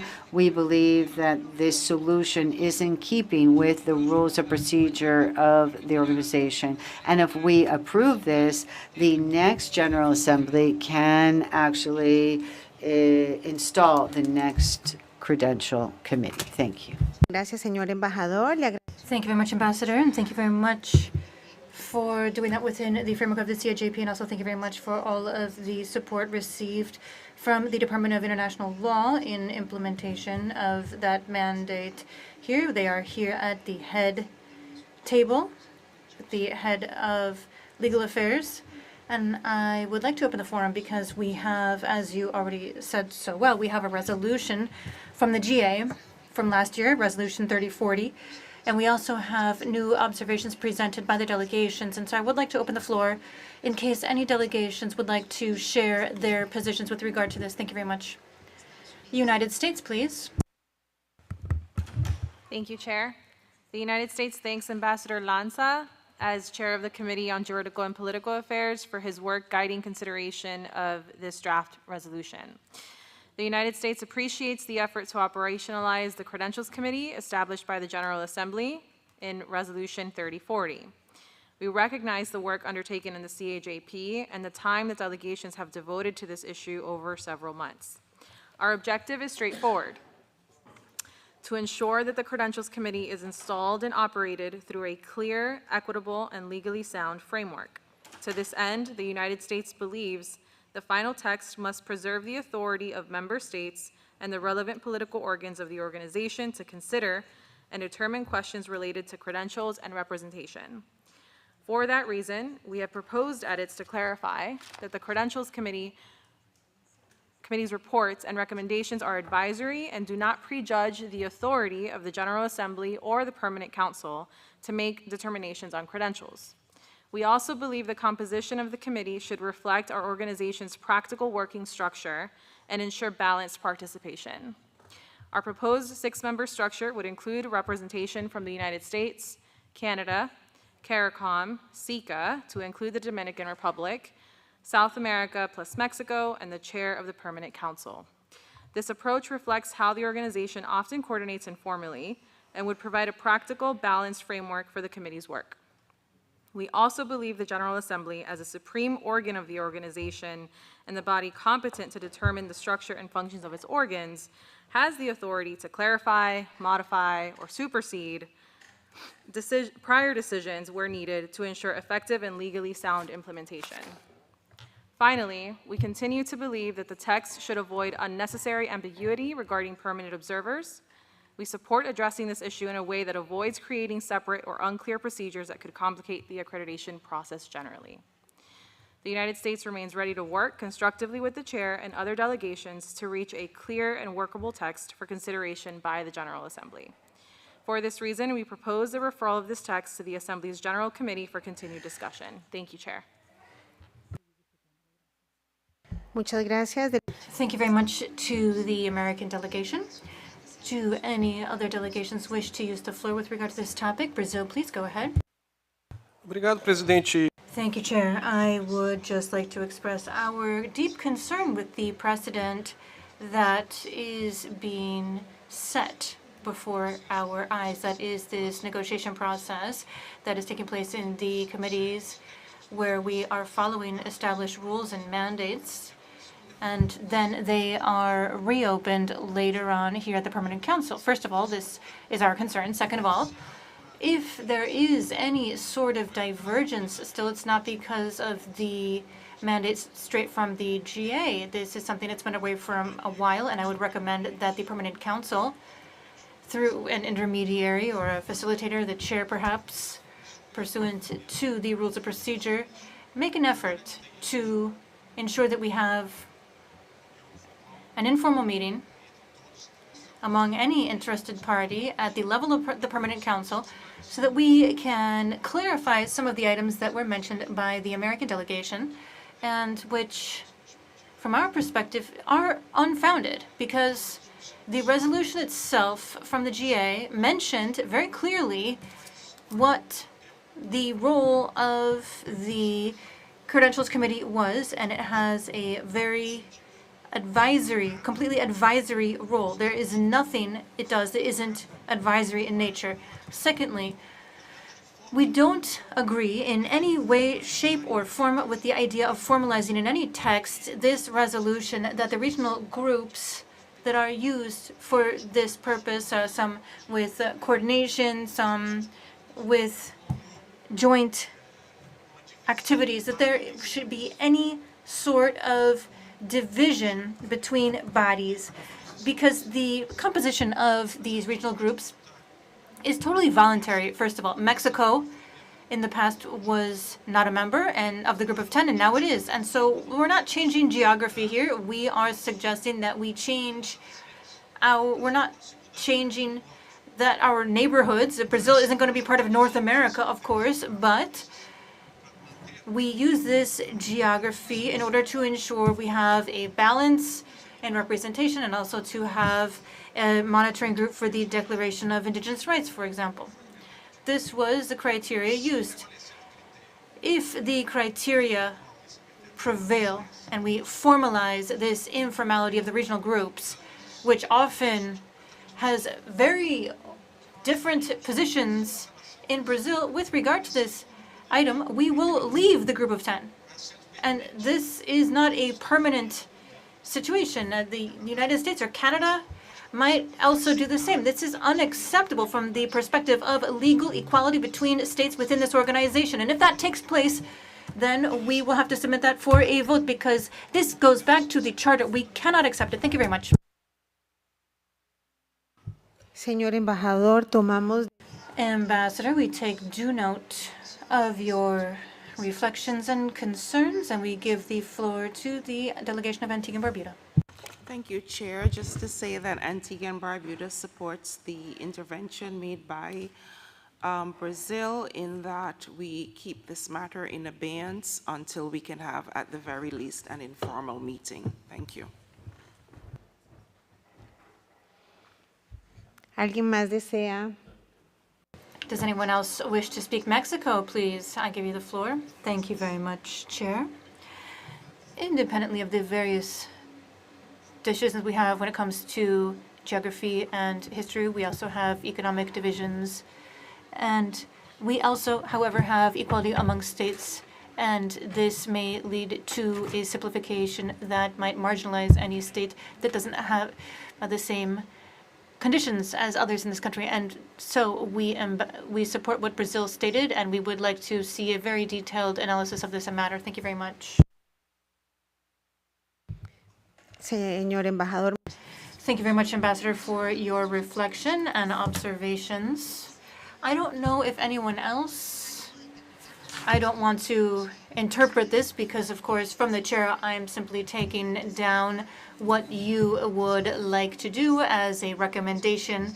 The interventions we have heard today, we have not heard any more than 3 proposals, and the 3 are that we do not issue a ruling from the chair in order to send this to the GA, but that we meet and deal with this informally among member states, facilitating some sort of a space from the chair without implying that the chair shoulder this negotiation, because what we want to do is just facilitate the space to bring everyone together for the delegations to share their observations on the text without prejudice to what you've already stated. I would like to suggest that we create an informal space, always advocating for consensus and positions that we hope are not irreconcilable, but that we come up with some sort of a position before we submit this to the General Committee of the General Assembly. And then we will be able to move forward with informal consultations in order to come up with a consensus document. This is one of the options that we have. Another option, one technical option, may also be that, at least from Costa Rica, we would like to use the path of negotiation and promote consensus. And so perhaps we would be leaning more towards this as a ruling proposed for you. And that said, if we're going to move forward with informal consultations, we would also need to set timelines because the GA is nigh. We can't get bogged down in informal consultations for too long. We need to coordinate a meeting as soon as possible, informally, with all interested parties, open to all, so that we can present a new position or a new scenario to consider from the Permanent Council before the 11th of June. Because before the 11th of June, we need to have time to come back and include on the Permanent Council's agenda, because the next meeting is the 17th of June, the meeting before the GA. So we need to have those 2 deadlines. The 11th of June and the 17th of June is the last session of the Permanent Council prior to the General Assembly in Panama.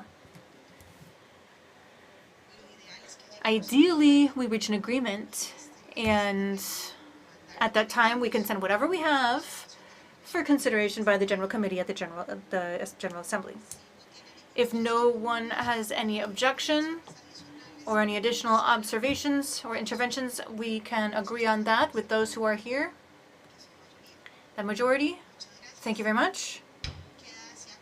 It is agreed as soon as possible. Rodrigo, obviously with the assistance of the Technical Secretary of the Council and always support from the General Secretariat and the ASG and her entire team, the CAJP, we will be convening an informal meeting as soon as possible in order to continue bringing our positions closer together. Thank you very much. Now continuing with the next item, which is, first of all, I'd like to ask the Permanent Council about the issue of CISC. If we have collected the recommendations from the Committee on Inter-American Summits and Participation of Civil Society in OAS activities, which was submitted for your consideration, and as a result, adopt the enrollment of 7 civil society organizations that were included in the document CP/CISC-1266/26. I'd like to open the floor because we understand that they have also informed the Department of Relations with Civil Society from this office to incorporate those civil societies in the OAS Civil Society Organization list. I'd like to open the floor. United States, please. Thank you, Chair. The United States thanks the Chair of the Committee on Inter-American Summits Management and Civil Society Participation in OAS activities and the Office of Relations with Civil Society for their continued work on these matters. Regarding the 7 civil society organization applications transmitted by CISC, as well as the draft resolution authorizing invitations to registered civil society organizations to attend the upcoming regular session of the General Assembly, my delegation will have to disassociate from supporting approval at this time, and we ask that the views be placed on the record consistent with Article 67 of the Rules of Procedure. Madam Chair, member states retain exclusive authority for mandate setting, negotiations, and decision-making. With this in mind, civil society participation should support the work of the organization, not serve as a substitute for governmental responsibility. We welcome continued efforts by the Office of Relations with Civil Society to modernize and update the Civil Society Registry. As part of that process, we understand the office has undertaken a verification exercise to assess which organizations remain active and responsive. This is timely and overdue. We further encourage the office to consider further improvements to the registration and renewal processes as a general matter. Chair, given that the draft resolution would authorize invitations to 775 registered organizations, we welcome a reconfirmation from the Secretariat that the list reflects the most current status of the registry, including recent additions, removals, and updates resulting from the ongoing verification process. We also look forward to continued member state-driven negotiations on the updated guidelines for the participation of civil society organizations in OAS activities. Chair, these updated guidelines should strengthen transparency, clarify eligibility and reporting requirements, establish clear standards of conduct, and ensure that participation remains substantive and outcome-oriented. The United States continues to believe that a credible participation framework requires not only periodic review, but also continuous verification of participation levels, reporting compliance, and institutional responsiveness on the part of the Secretariat. Finally, we continue to seek clarity regarding the status of efforts to coordinate the OAS Civil Society participation function with the Summits of the Americas Civil Society function to include alignment of regular fund resources. As we have underscored in both the CISC and the CAP, consolidation of these functions will reduce duplication, improve administrative efficiency, and preserve the distinct authorities that apply to OAS activities and host-led summit accreditation. In closing, the United States supports civil society engagement that strengthens the effectiveness, transparency, and accountability of the OAS while preserving member state control and ensuring strict compliance with existing mandates. Thank you, Chair. Muchas gracias. Thank you very much to the American delegation. We have taken due note, and we would like to rectify what we will say. And correct me if I'm mistaken, but you are talking about the fact that you're not going to oppose the approval, but you would like to note on the record that you disassociate from this and that the document we will be sending will remain as such in the ruling that is in the record of this session of the Permanent Council. based on the article that you noted, 67 of the Rules of Procedure. And also with regard to the guidelines, you will continue to participate in order to ensure that the process in the appropriate commission is taking place and also reflecting the position of the United States, and also active participation from the commissions, and have requested a review of the list, and also that you will be in communications with the Office of the ASG and the Office of Relations with Civil Society with regard to what you just shared with us as follow-up to your statement. Thank you very much. Correct? Yes. We take due note. It is hereby agreed with the record of the position of the United States, which is reflected appropriately based on her intervention today. It is hereby agreed. Secondly, I'd like to ask the Permanent Council if we can adopt the draft resolution entitled Invitations to Civil Society Organizations Registered with the OAS to the 56th regular period of sessions of the General Assembly, agreed on by CISC in its session held on the 21st of April 2026 and contained in document CP/CISC-1264/26 Rev 1, incorporating in the same document 7 new civil society organizations that have just been approved in the terms that I just read out. It is hereby, let's see, the floor is open. If there's no request for the floor, we will adopt that. It is adopted. Thank you very much. Now, moving on to the next item on the order of business. Now, we will consider the items submitted by the CAP based on the decisions and recommendations adopted by the Commission during its session held on April 30th last, contained in the note to the chair of the CAP, Benoni Belli, distributed as document CP/INF.10927/26. In that sense, I would like to first ask the Permanent Council if we can adopt the draft resolution entitled Update of Costs of Conferences and Meetings Financed by the OAS, contained in the document CP/CAP 4258/26. If there are no objections, it is hereby adopted. Secondly, I'd like to ask the Permanent Council if it accepts the recommendation of the CAP and will designate as fulfilled the mandates outlined in Program Budget of the Organization 2026, Section 3, Paragraph 1, Sections I and J, with regard to the presentation of reforms to Chapter 1 of the Rules of the Personnel Standards.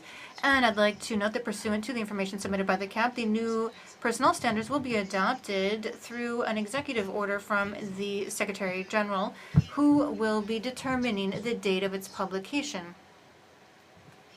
In that sense, and based on the recommendations from the CAP, we instruct the General Secretary to circulate that executive order once it is issued to the member states for their information. If there is no objection, it is hereby agreed. Agreed.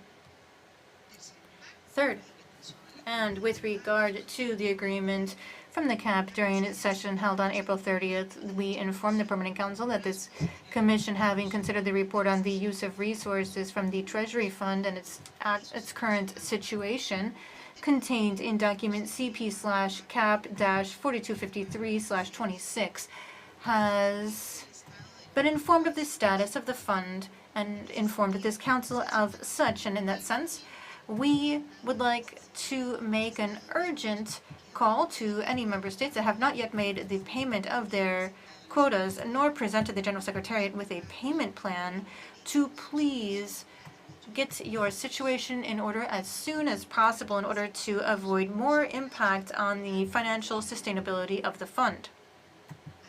As of now, 19 member states, that is over half of the members of this organization, have pending contributions to the regular fund. The General Secretariat has informed the CAP that if the current conditions of the cash flow continue, we may need to turn to the Treasury Fund through an internal loan in about 2 more months. This highlights the financial pressure that we face as an organization, and based on that, I suggest that the Permanent Council take due note of this call from the CAP for shared responsibility of member states in order to address the situation as quickly as possible in order to maintain the financial sustainability of the OAS. If there is no objection, it is hereby agreed. Agreed. Next item on the order of business, consideration of issues submitted by the General Committee. Now we will consider the items submitted based on decisions and recommendations adopted by the Commission during its session held last April 29th.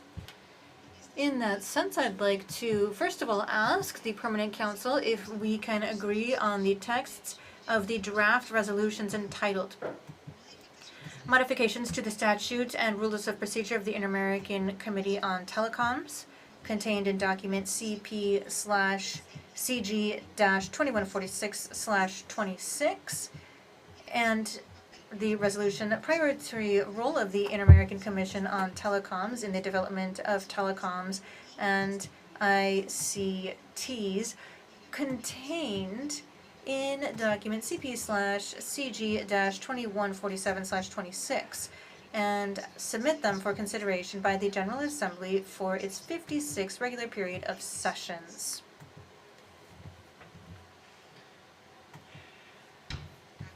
Agreed.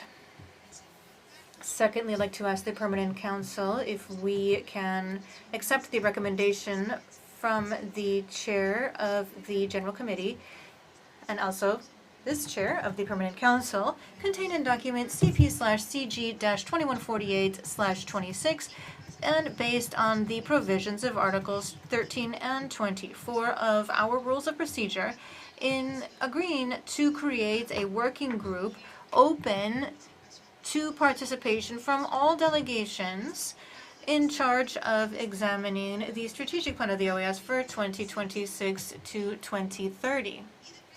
And to present a revised version of that documentation with contributions from CD by the fourth quarter of 2023 for consideration by member states.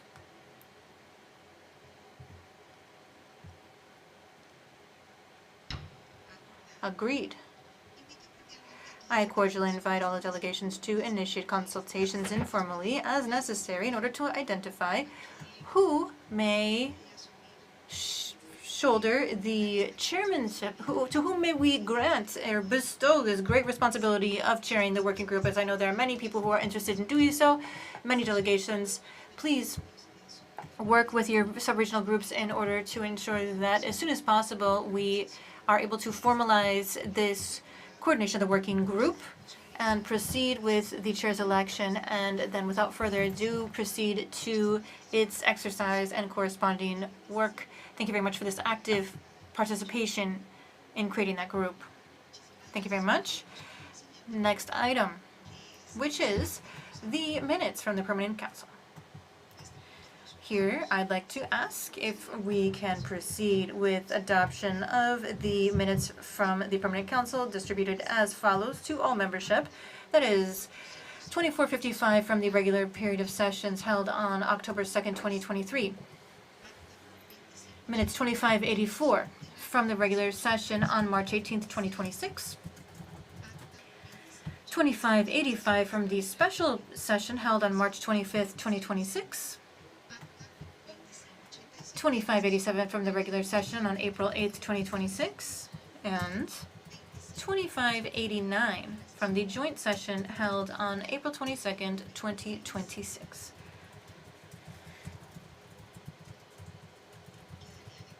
It is therefore all adopted.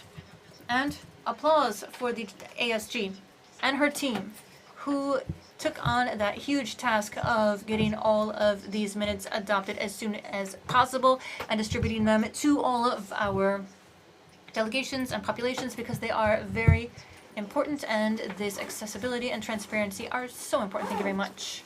We have concluded. Last item, which is other items of business. I'd like to give the floor to any delegation that would like to refer to anything that, pursuant to Article 45 of the Rules of Procedure, is strictly informative in nature.